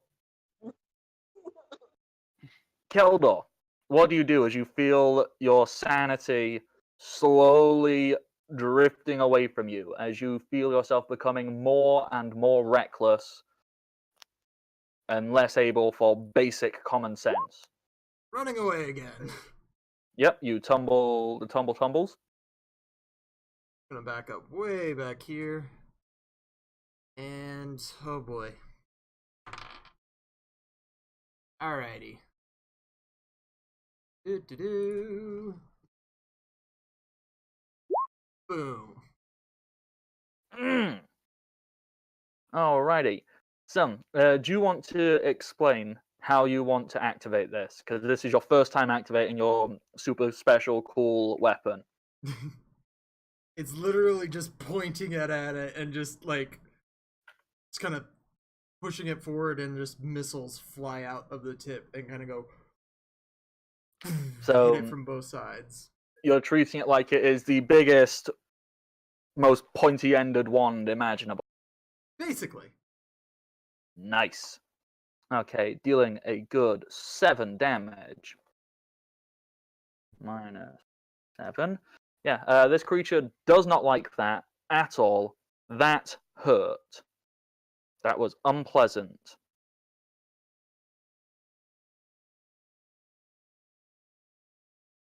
Okay, there's no... Oh, wait, those ones that are running away. Running away, people, count 2. They run away. That's what they do. He just left my... No, he didn't. Never mind. Well, he was there, so if you wanted to attack of opportunity him... No, I think mean, I'll he's taking save that value. just in case. Besides, I think these people are withdrawing. Yeah, it says they're supposed to withdraw, so... Mm-hmm. Okay, So you get Meat attack Sprinkles opportunity. is gonna... Oh no, that thing's dead. Is Meat Sprinkles... That's not even a question. Of course Meat Sprinkles is dumb enough to think he can help. No sprinkles. I'm Meat the reckless Sprinkles- one. Runs over to this thing, and he goes, "The Dark Pony rises!" And swings his sword, and it does nothing. Ow.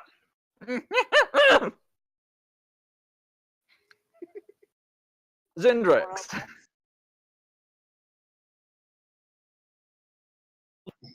I'm going to cast Numbing Sphere and put it right here in front of Keldor. I want to move myself so I can see there. It's Numbing Sphere right here. And it Okay, so let me just... I can just do that. So what does Numbing Sphere do? Numbing Sphere, if I can move it 30 feet, and it is a... If it rolls over a creature, it's a reflex saver. It takes cold damage and dexterity. Oh, nice. Mm. And so you're going to try and move it? Yep, I'm just going to roll it right into it. Alrighty. It gets a reflex save if memory serves, doesn't it? Yeah, I'm getting ready to check what my DC is. Okay. And it's cold damage, isn't it? Yep, 17 reflex. 17. First thing, can you roll me a D100?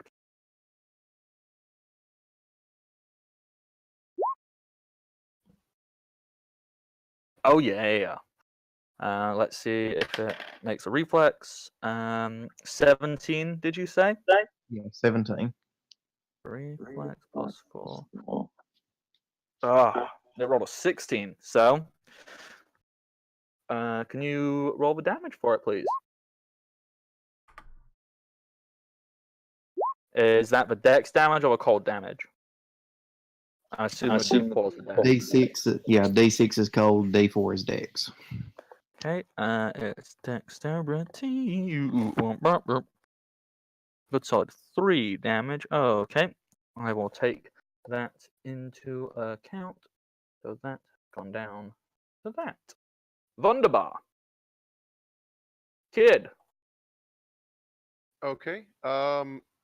So Kid looking at this last thing and realizing who is able to actually deal with it, and also seeing that Meat Sprinkles is unable to actually hit it.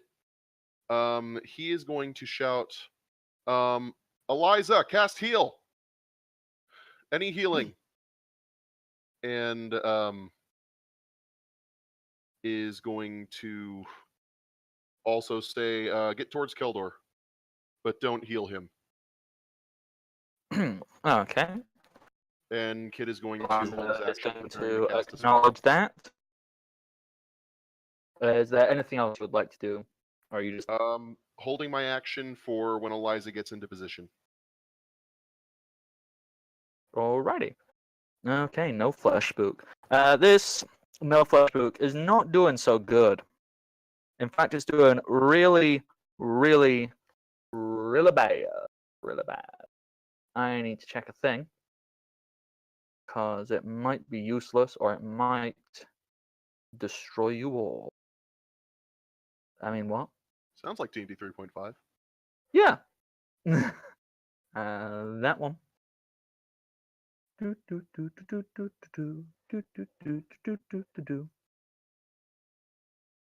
Okay. So, this creature, standing perfectly still, it begins to babble, almost incoherently, as you hear this terrifying, high-pitched whine and moan and shrieks as it just seems to keep on going, and you can hear these voices, and it vaguely seems to be something talking about didn't want to do it, had to do it. It just wouldn't stop. It was either that or drown. I didn't want to. I didn't want to. And can everybody make me a will save, please?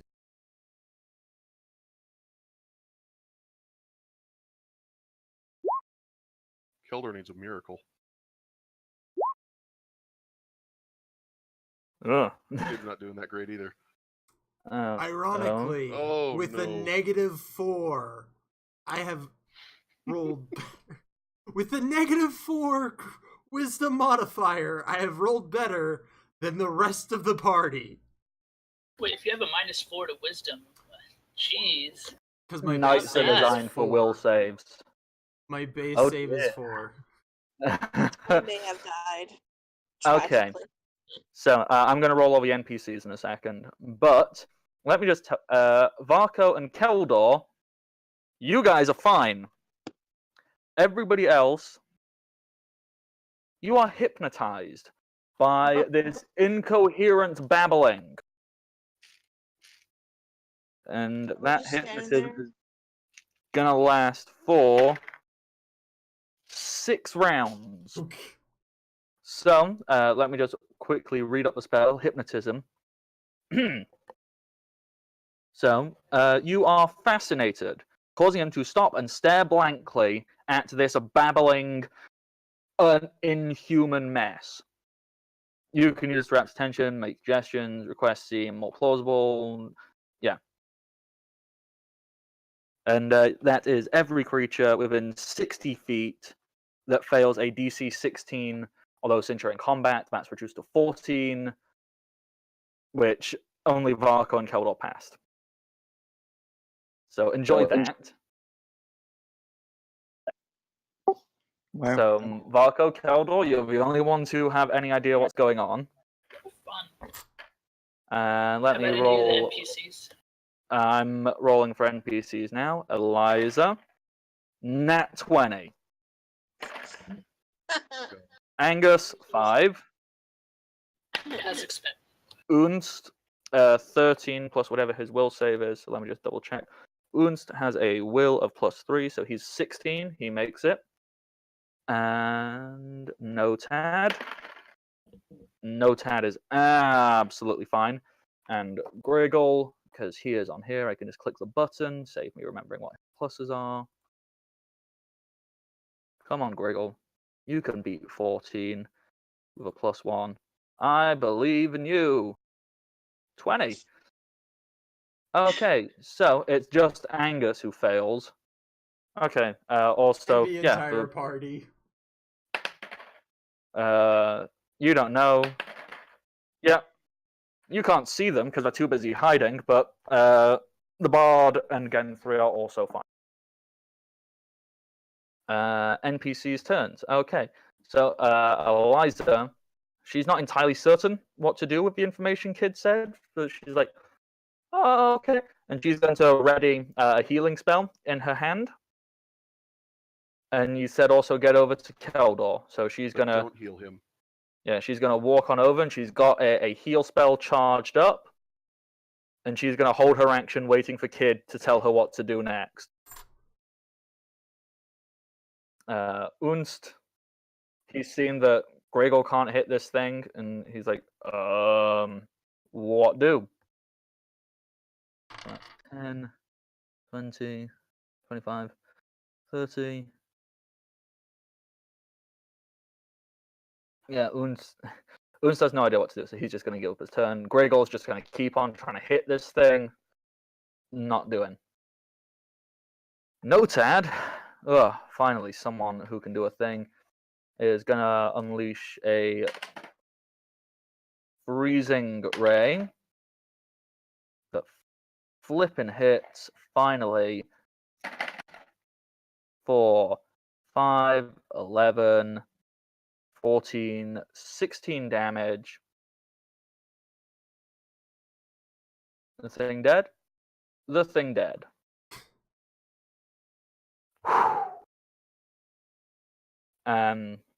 Unless you guys are super interested in going and chasing off the others,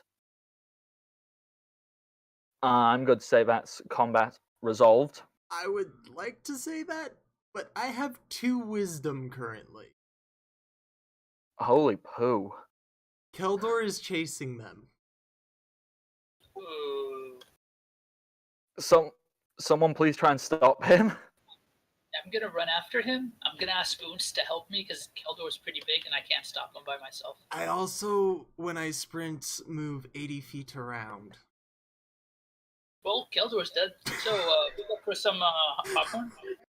Keldor, as you start to rush off after them, Eliza is going to reach out and touch you. Okay.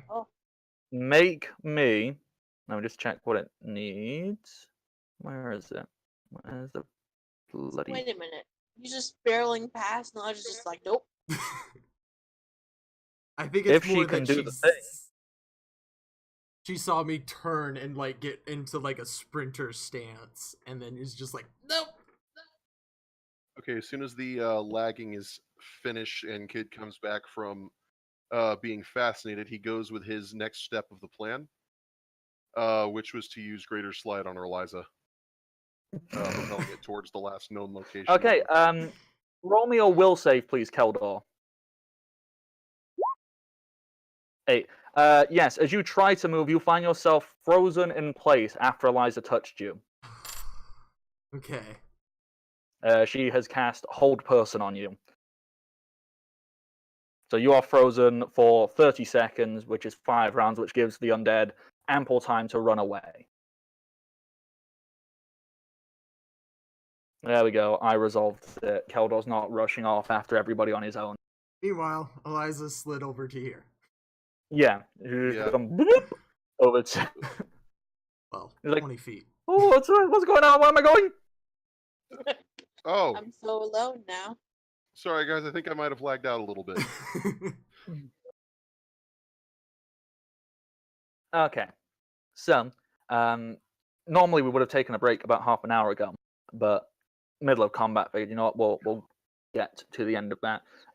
Would everybody like to take a quick 5-minute break, and then Yes. you guys will figure out what's going on and why you just got attacked by a bunch of dead things? Mm. I would like to add Oh. some flavor real quick, though, before we go.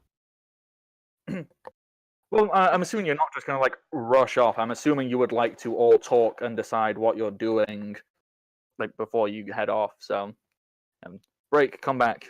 You guys are going to be here around the campsite going, "What the hell was that?" And then we'll find out what happens next. So, don't go away, lovely, lovely viewers. We will be back real soon. Archer, click the button, do the thing.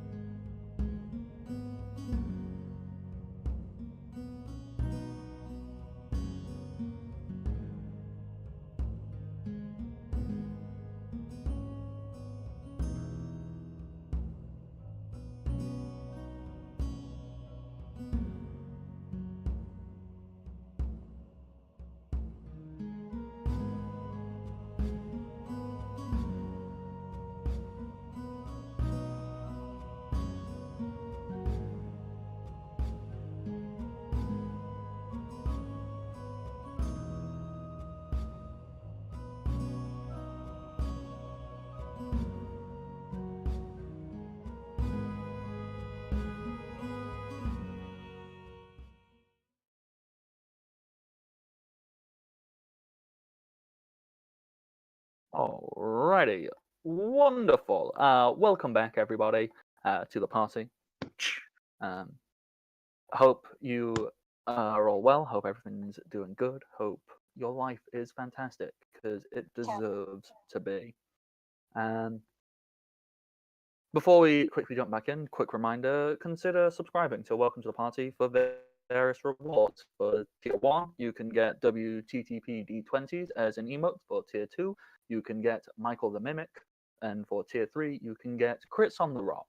All of these beautiful little emotes you can get from anywhere on Twitch, and also for just being a free natural 20 to any player of your choice. You can also follow Welcome to the Party at Welcome Party RPG on Twitter, at Welcome Party RPG on Twitch, and you can also find them on YouTube at Welcome to the Party. Did I just do a thing and it not turn into a rambling mess? Yes. Yeah, for you once. did. I ruined my brand image. Ah! No, you've just restored it, so we're good.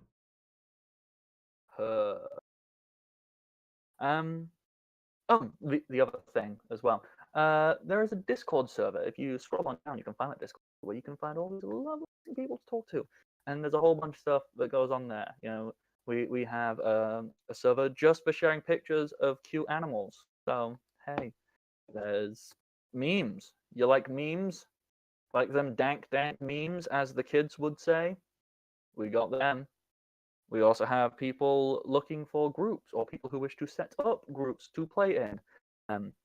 Another thing to look out for, coming at the end of September or the first week of October, it hasn't totally been decided yet, but there will be a full, I don't know if it's a full 48 hour or if it's just a bunch of games happening over that weekend, but we're doing a charity drive for Trans Lifeline. So there's that to look forward to at the end of September.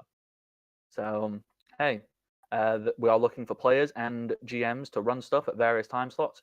If you look on the Twitter or if you join the Discord, there's information there about all of that if you're interested in participating, watching, or whatever. So, hey, helping the world by putting on voices and fighting imaginary dragons.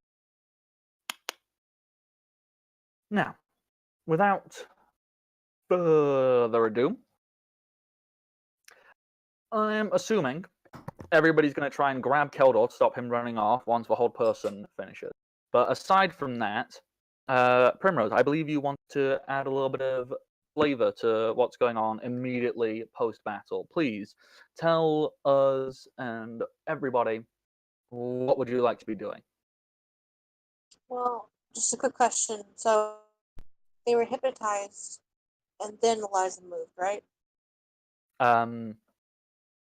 Yeah, everybody was hypnotized. Eliza made the save, so she wasn't. Okay. So Everybody else, you were like captivated by this babbling, incoherent noise that the creature was making. Right. So in my head, as this is happening, it's like Primrose is cuddling Eliza, and suddenly doesn't know what's going on, and back to their senses is like, oh shit, where's Eliza? Oh my god, she was just here. I was just cuddling her.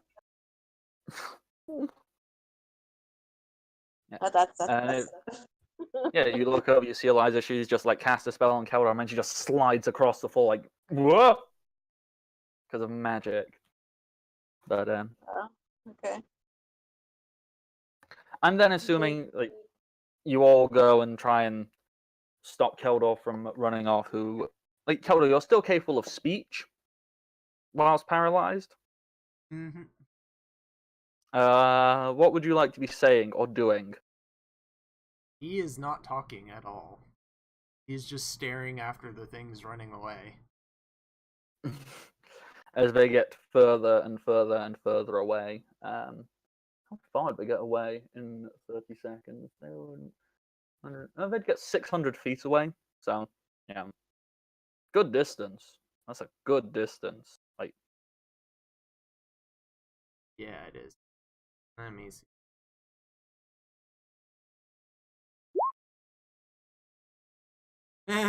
He lost sight of him. Yeah, they just vanish. I need to check a thing. You get Let's those see. blind fuck squirrel. I think Eliza Keldor totally is like squirrel. Okay. During this time that you are paralyzed, Eliza is gonna spend 3 rounds casting lesser restoration. So Keldor, you can get back a whopping 4 wisdom. Okay. But she doesn't have that prepared again, so unfortunately that's all she can do for you today. Okay. Everybody else. Okay. Everybody, let's go ahead and get this stuff loaded up before they come back. I'd rather not have to fight them again if I don't have to, especially after we saw what the other ones did to Keldor. Yeah, I agree. I'll help put down the tents and get everything together as well. I'll stand guard over here if they get close. I can deal with them. Okay. Alrighty. So- After the hold person spell wears off, Hilder's just gonna sit down and have the glaive like hugged against his chest, and he's just kind of like shaking, almost in rage, and like getting some of his wisdom back helped, but he's still furious that these things got away. As the tents are being packed up, Gen3 and Bardic kind of step out, and Bardic's like, "No, I was just about to jump out and do things. I swear, it was part of my plan."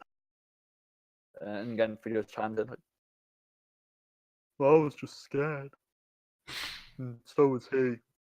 He was shaking.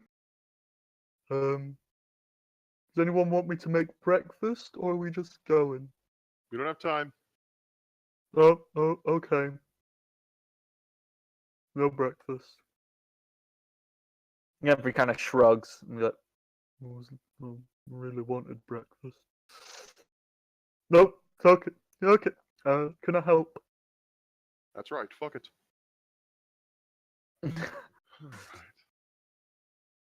Yeah, again, Free will just join in, helping and putting stuff away. Okay. Alrighty, and just moving the wagons out of the way.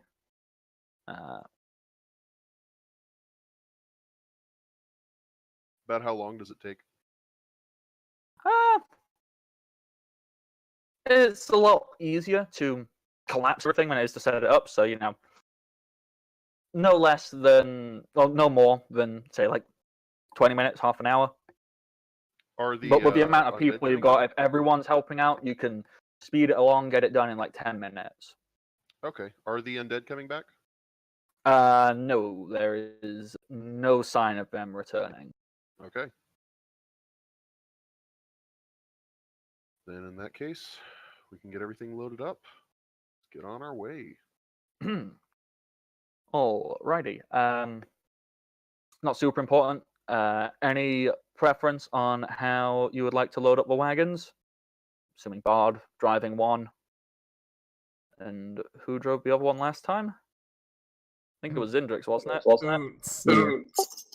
Yeah, Zendrix will just go ahead and take the driving this time. She's not going to let him try again.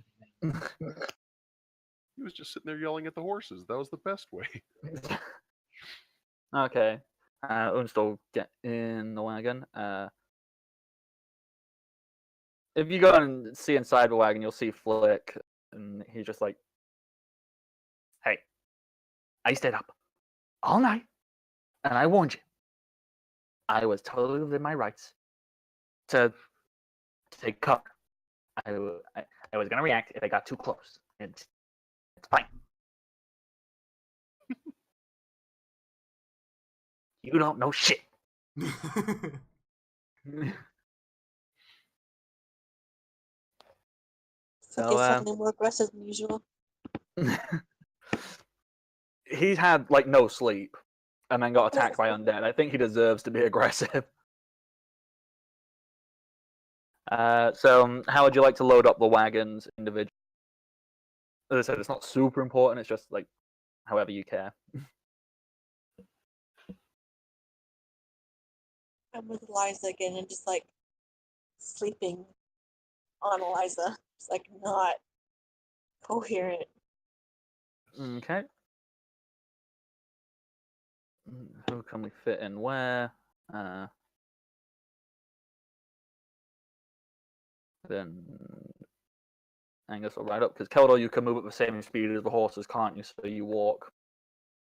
All right. Yeah, that's. Alrighty. Yeah.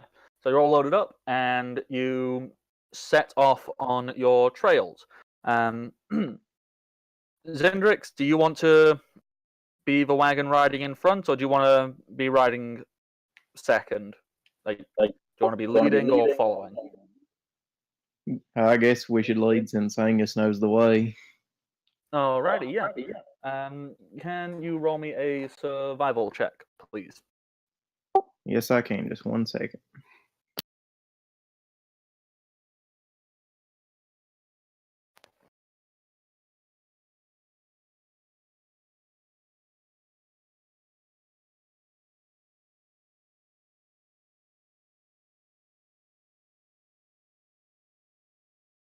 Oh wow. Natural flipping 20. Alrighty, yeah. You start going. You just point the direction. Yeah, we're going that way. And he's like,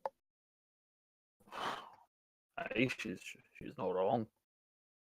That's the way."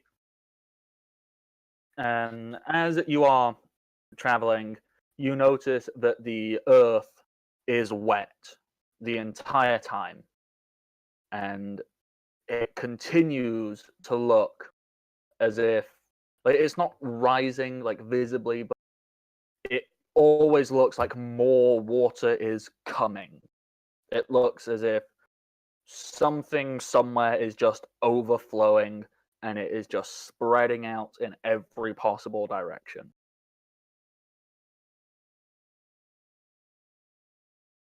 Zendrix, what do you make of this? Well, hasn't snowed, hasn't rained. Snow melting wouldn't do this. River overflow potential, but I don't think there are any rivers in this area that would be this kind of a mess. It's hard to say. Could be magical, could be natural. I'll do a knowledge nature, see if I know of any rivers or lakes, or if this area is just naturally swampy and marshy. Okay.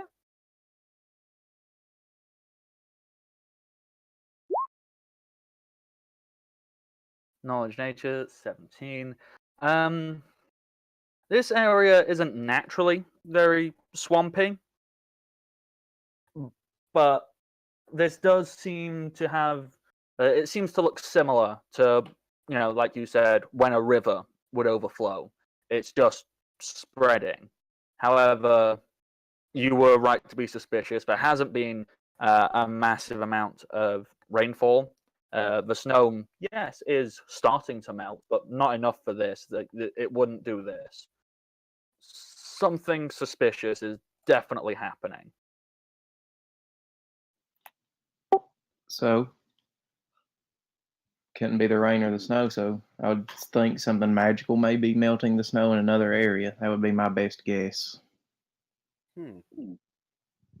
Okay. I'm going to pull my hair a little bit to the side so I can see Sugar. And I'm going to say, Sugar, figure out where the water's coming from. And you want Sugar to be flying ahead of you? Like, how far ahead? I'm actually going to have them fly straight up to see if they can see it. Okay. When you let Sugar fly straight up, the water seems to be coming from the direction that you are traveling. It seems to be coming from the direction of Rannoch. Okay, I'm going to see if Sugar knows anything about this. As it happens, a familiar is allowed to use their master's ranks in certain things. So that would give Sugar the ability to use Knowledge Nature or Knowledge Geography, since Kit is trained in both of those. And Kit will also make those checks. So these will be Sugar's checks. 7 for Geography, There's and hills. 6 for Nature. And Kid's checks. Natural 20. Okay, on Geography, you are very much aware, from flicking through books that Master Notad has been telling you to do. A very natural thing that happens during rainy seasons, or it just happens.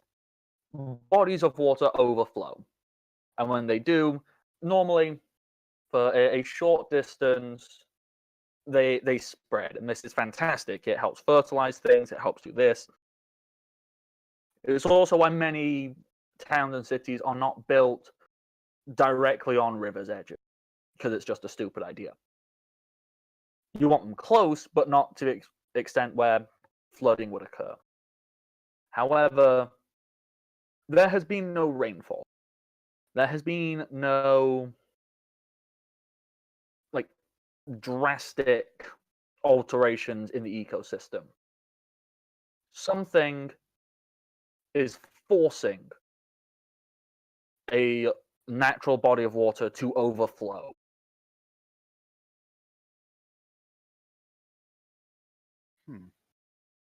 That's definitely a curious thing to look at. Okay, so I think we might want to kind of slow a bit how we're traveling. And if the water starts to get too deep, we may want to send a scout ahead to see if there's anything in the water before we try and haul these carts through them. All right. So you're wanting to actively slow the travel down to half pace? I'm putting it to a vote, but this is just a suggestion. Vote away, buddy. I suppose it would be a good idea. If I can get someone else. Agree. If we're looking for a scout, Vaca would be the most obvious choice.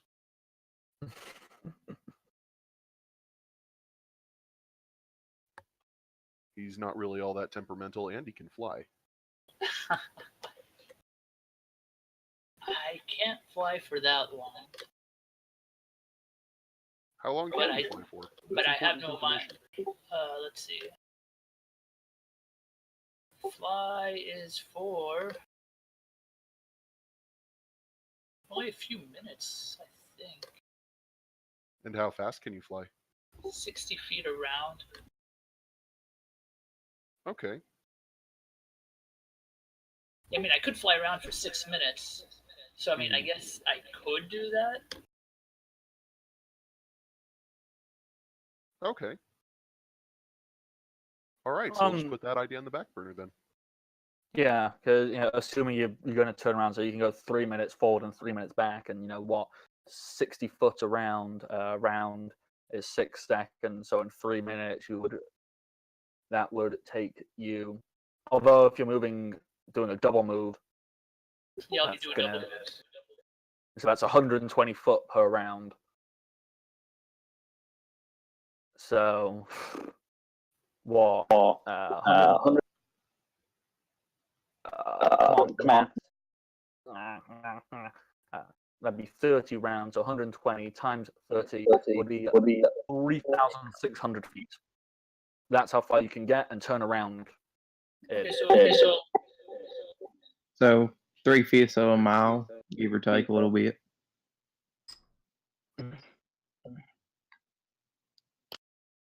So I think that'd give me enough wiggle room. So you want to be our scout? If you don't, I can either way. But I should be driving the cart.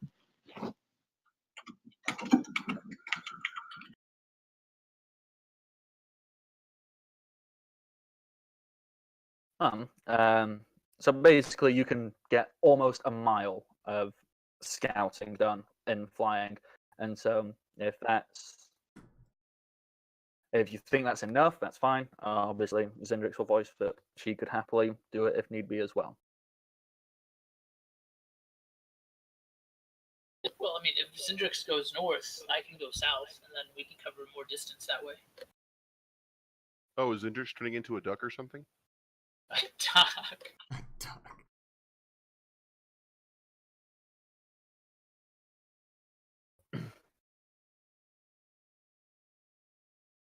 Okay. Well. Thinking. Brain just went nowhere.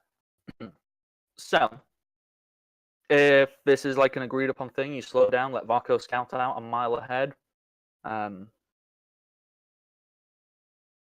How far into the journey are you doing this? Because you've still got, where you had stopped about, half a day's journey away from Rannoch. So that's about 15 miles.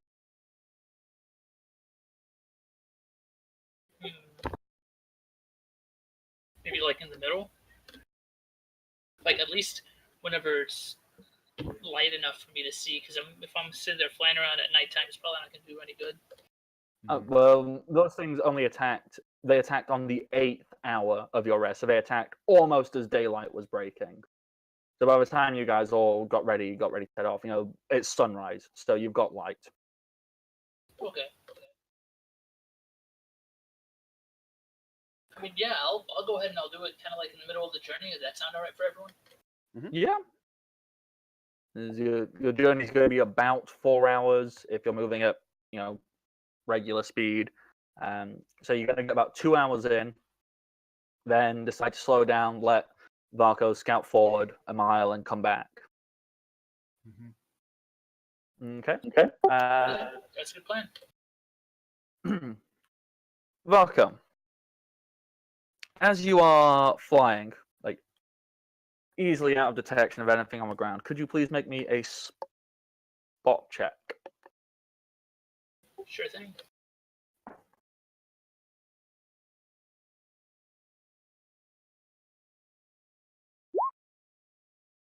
My best check. Solid 9. Yeah. Okay. None of us are great at Norway. As you are, you're kind of scouting ahead. You can see, the water doesn't appear to be rising at any point. It's still super easy to walk through. It doesn't even like reach the ankles of a person walking. Really, it's still very minimal. And Varka, you're flying up ahead. You're going to scout out. You can see that the water just seems to keep coming. Interesting. The amount that's coming, like, it doesn't increase. It's not like a big wave. It's not like, ooh, there's a tidal. It's just spreading because there's nothing in place to contain it and stop it from spreading further. That's weird. So there's like no actual origin for it. It's just rising up. It's not rising like vertically. It's just spreading. Like if I was to grab a glass and pour it on a table, it's just doing that. Okay, but where is it originating from? Is where I'm trying. You keep looking ahead, and it most definitely seems to be originating from the direction of Loch Rannoch. Ooh, fun. Well, I'm gonna tuck away that piece of information. I'll let everyone else know later. Yep. So you scout ahead your mile. You're still a good 5 miles away, about halfway into your journey when you scout that out.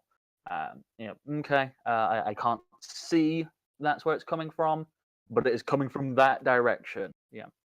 It could be coming from further from that. It could be sooner than Loch Rannoch. I just know it is in the same direction. Okay.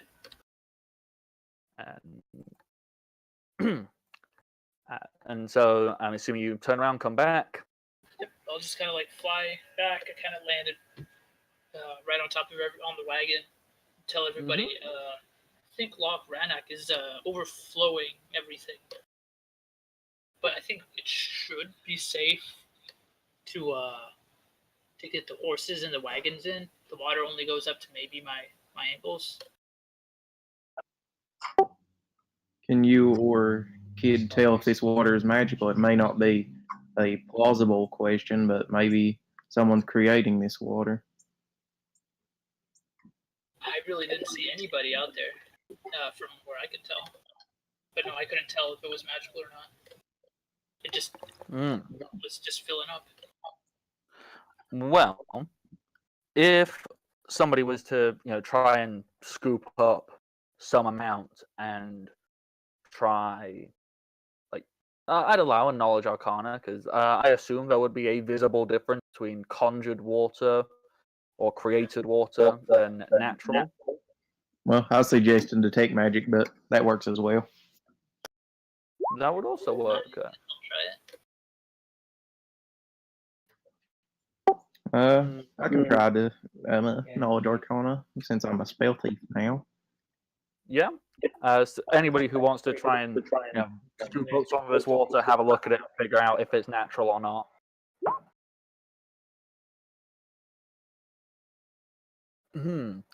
Okay, so Varco 14, Zindrik 6, Keldor 12. Kid, are you trying to figure out if this stuff is magical?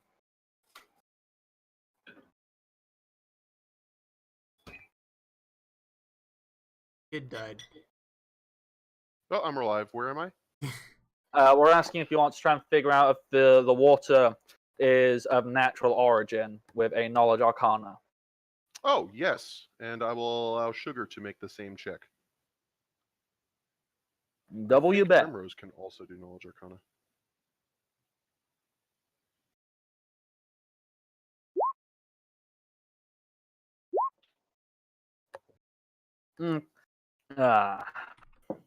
Okay, Varco, you're the one who's got the best. There's definitely something suspicious about it, but it's almost as if some of it is magical. But it's really hard to tell the difference between what is and isn't, because it's just, I don't know. It's like as if somebody cast a create water spell in a pool of water, so they've mixed together. Okay, interesting. But they probably cast that create water spell a million times. Or, They cast a create water spell, or if they, opened a portal to the plane of water, I would do it too. Yeah. Or if there was, a whole bunch of people casting this one spell. Like, the amount is more than what you can comprehend a single person doing.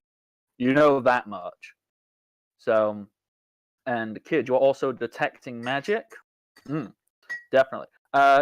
Once again, similar to trying to figure out, there is magic, but it isn't like, yes, this is created. It's like parts of it are created. It's very intermittent and spread out as if it has been mixed in with naturally occurring water. So yes, definitely, somebody is making this, and somebody is making a natural body overflow.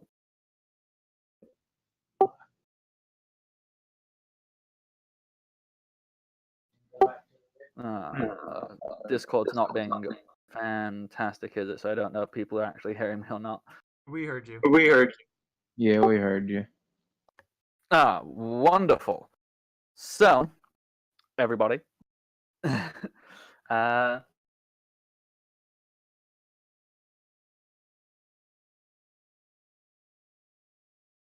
Alrighty. Well, we still have to get there, so now we just know we have to kill a magic user. Yeah, I suppose. But how many will there be? Just in general, one person in a day could make maybe 3 or 4 buckets of water. if they're doing these to a natural body to overflow it. So you're going to have quite a few. Could it be a portal doing this? It could. Because then it could only be one person doing all this. I suppose there's only one way to find out, and we'll find out when we get there. I'm alive again.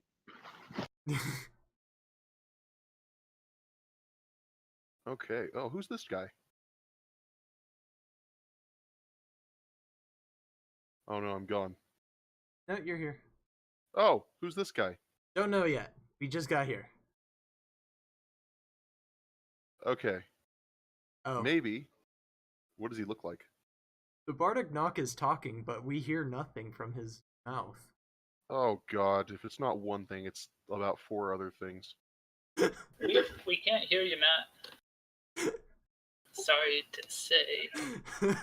He's been talking this entire time, explaining it. It looked really theatrical. It looked really good, Matt. So I'm really excited to hear what's happening. Is it working now? There you are. Yeah, you're good. Yes. One day I'm gonna figure out how to do an entire D&D session only by mind, and then Discord can go fuck itself. No, Discord, you're lovely. It just doesn't like us sometimes. Okay, so the point I was trying to say, but no one could hear me. As you guys begin to approach, get closer and closer to the town of Rannoch, you get a good, I don't know, couple 100 feet. I just haven't got that on the map, so pretend you're further away when you see all this. You can see what appears to be a dry stone wall, just like I described them before. For Americans or people who don't know, dry stone walls are walls made with no cement. It's just stacking rocks in a particular fashion, and they all just kind of collapse together to create a solid structure. But with the river being like it is it a wet dry stone wall? Well, that's one thing you definitely notice. There is water pouring through it. Through every tiny little hole, water is escaping. And if you are traveling along the road, you can see that somebody has tried, but not to the same standard as the rest of the dry stone wall, to build more, blocking the actual road into the town. You also notice that the road begins to be descending, as if the town itself is in a small valley. That's the word. As you begin to get closer, you see a single person sat outside it. They appear to have their head shaved. They're small, about the same size as Flick, with slightly pointed ears and kind of pale-ish skin. They are wearing very simple robes and garb. That's a word. And they appear to be sat cross-legged on top of the wall, as if deep in thought.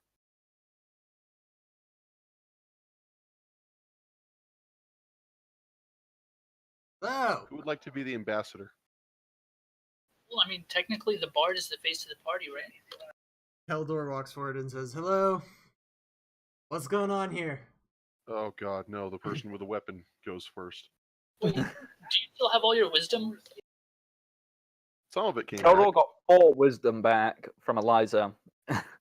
I'm still But missing he's a still little bit. too. A little bit. But his So, charisma Keldor, has you're that just effect. marching ahead and going, Mhm. like, waving, shouting, going, So- hey! I Seem really to should have have a practiced. leak somewhere. I should have practiced this voice beforehand, so we're going to see what happens. Oh god. No pressure! Ah! Oh,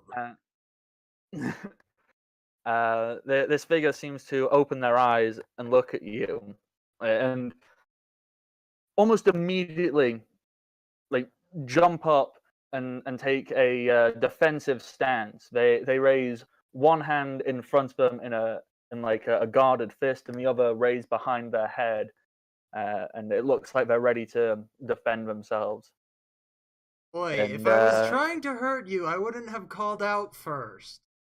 What's going on here? Well, I don't know how y'all do it from elsewhere. I'm just, I'm, I'm just here trying to like keep this from spreading everywhere. You know. Well, what is Oh. it? Well, y'all know there's like a lock here, right? Yes. Well, it just started like growing, and then it kept going, and this person's eyes begin to fill with tears, and I couldn't stop it. It's, Yeah, you're kind of tiny, and that's kind of a big lake. You know what could be causing it? I mean, I saw some things out there in the water, but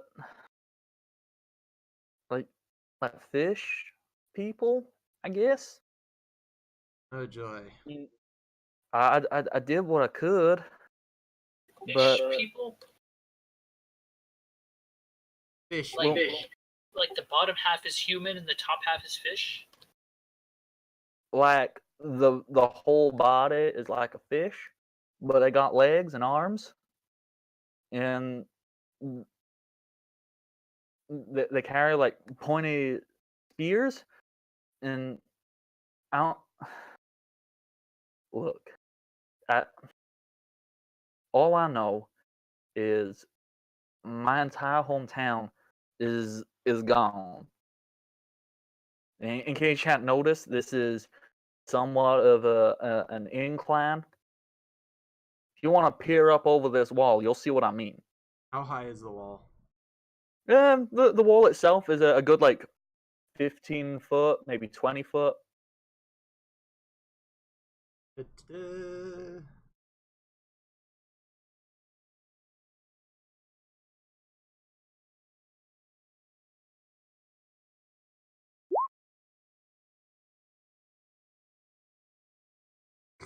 Yeah, 32. You can easily climb up this because being dry stone, there's It lots wasn't of easy climbing. things to That do. was just a straight Oh, up jump. jump. Are you trying to jump on top of it, or jumping to see? No, I'm jumping Doing like and a kangaroo pulling myself up. bounce. Just like. Uh, Yeah, you jump, and when you do, you see that beyond this wall, like this, the incline goes down like a good like 30 or so feet, but the water is almost at the brim of the wall. Every single thing inside this dry stone wall is covered in water. The buildings are drowned. There are no signs of humanoid life. This village has been destroyed. Fun. That's not good. I see what the problem is. Except for not the source.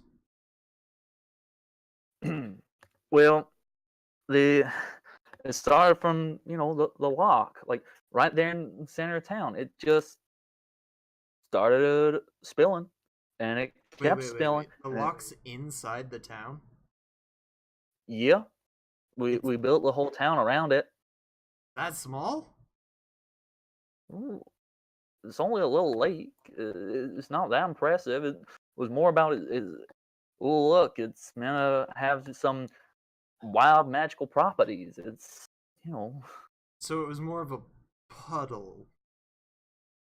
Okay. It was a big enough puddle. Keller, you were on the information team. Oh God, he's got me doing it now.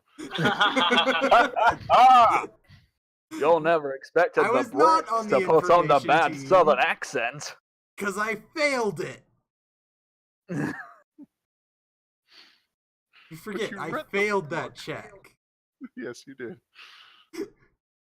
I know nothing about this. I am seeing a puddle now, and I'm like, oh, well. Oh no, like you definitely see a lake. Like this full lock. Well, that's it. It has filled this entire valley. You can see buildings. You can see corpses. Yep. You can see sweet little areas which used to have mailboxes that said "Gnome Sweet Home." I'm sorry, but I believe it's pronounced Gnome Sweet Home. Gnome Sweet Home.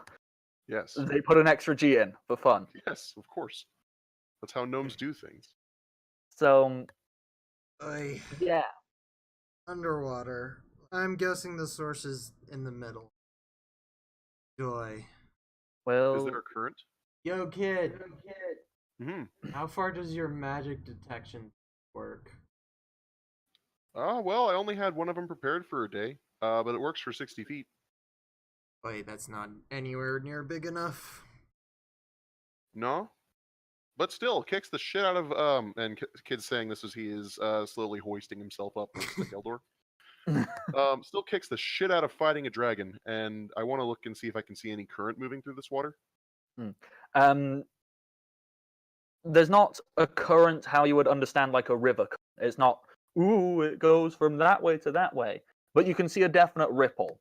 And from the center of this area, it seems to be moving outwards, as if something was being created there and spreading. Is there a rooftop nearby that I could potentially hoist myself onto? All of these shaded in areas are buildings. They are, if not entirely, mostly covered in water. This one closest, yeah, if you were to go stand, like you'd be about waist deep in the water, stood on the rooftop. Wait, I got a better idea. I just cast fly on Kid. What the fuck is this? Oh god. Okay. All right. Fuck. Make Okay. sure to flap your arms or you'll fall. Yes, exactly. And of course. Okay. All right. Away, I say, going across the surface, skimming around looking for anything that is different. Okay, could you please make a spot check for me? Okay.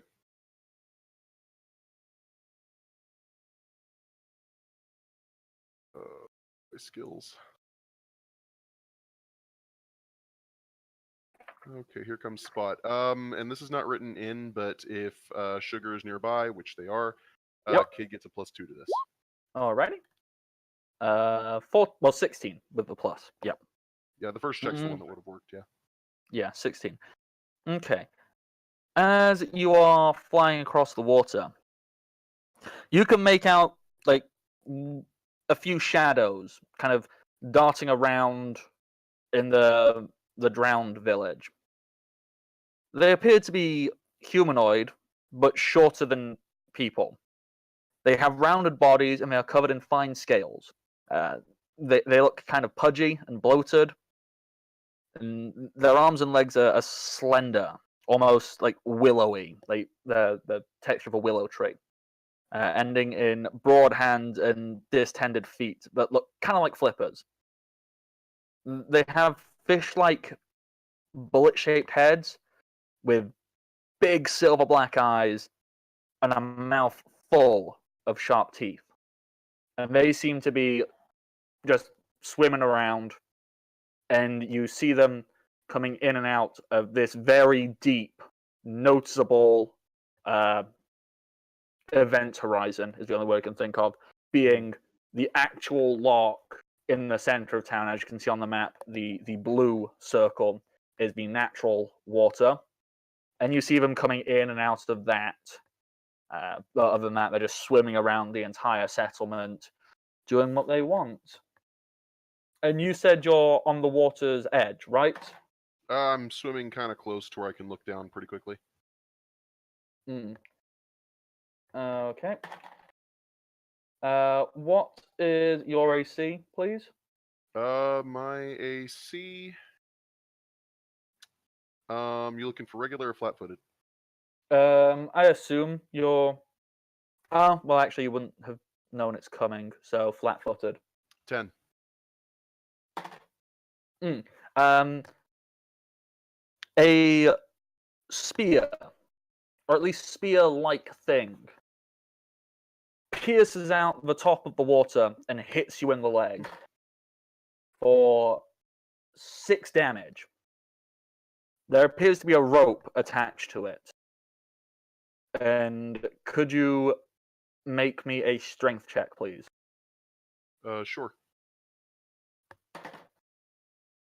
You are pulled into the water. Oh boy. And that, my friends, is where we will have to leave it for this week. I cast fly on you and you decide to take a swim. What the shit? So, thank you very, very much, everybody, for showing up. We're running over slightly, so I'm going to have to wrap up as quickly as I can. We hope you enjoyed it. We hope you're just lovely people. And if you are lovely people, come and join us on Welcome to Party's Discord. You can find it down below. Need to start seeing if that actually gets linked on the YouTube channels in the future, but that's another thing. Also, if you like me, you can follow me on Twitter at @TheBardicKnock. You can also, if you really like me, send me naked pic. Support me on Patreon. Yeah. Only that one, not the other one. Support me on Patreon if you are a very kind person. You can also follow Welcome to Party at WelcomePartyRPG, and that's on Twitch, on Twitter, and on YouTube. If you like Archer, you can find his DeviantArt page at ArcherVI. It's great stuff. Go check it out. It's super cool. If you like the art for Kid, you can find that on Tumblr at Thomas Safe Zone at tumblr.com. Exactly. It's wonderful stuff. We thank you all for coming along. I'm going to say my name one more time because that's how marketing works. I just say the product over and over. It's ingrained in your brain. So Bardic Knock, Bardic Knock, Bardic Knock. And we are going to go and raid a person who I said I was going to remember, but I forgot. Forge Breakers. Forge Breakers. Do they break forges? That is a good question, which I do not have an answer. You should go check All them the out and raids see if go they do. find out. Because I think they should raid forges or break forges. We're gonna raid them. Raid doesn't have an E in it. Raid Forge Breakers. So we're gonna go raid them. It's gonna be great. It's gonna be fantastic. It's gonna be wonderful. And thank you very much for coming along, for being a part of the party. And we hope to see you again next time. Also, Until then, quick have thing. a wonderful day and happy adventuring. And my internet's dying. I can't do the raid. Quick thing, we are also come back here at 6:30 and we're doing another I cannot remember the name of the system, but yeah. Dungeon I'll be there. World. Yeah, that. Dungeon World. And we will be here at 6:30 and I'm part of that. So come check us out. We'll have some fun there. Yeah. Pirates. Have a break. Great. Come back for piratey fun. Hopefully my internet's not going to die again so I can do the raid. Forge Breakers is one word, I hope. Otherwise I'm going to raid something entirely different. It looks like one word. Screw it. Clicking the button. Raiding.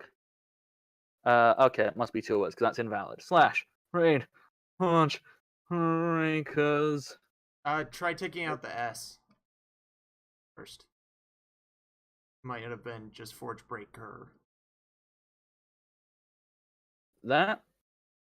There we go. Raiding Forge Breaker, whoever that is. I'm sure they're great. I'm sure you're going to love it. And I'm sure we won't see y'all in a couple seconds. see you real soon. Everybody wave. Bye.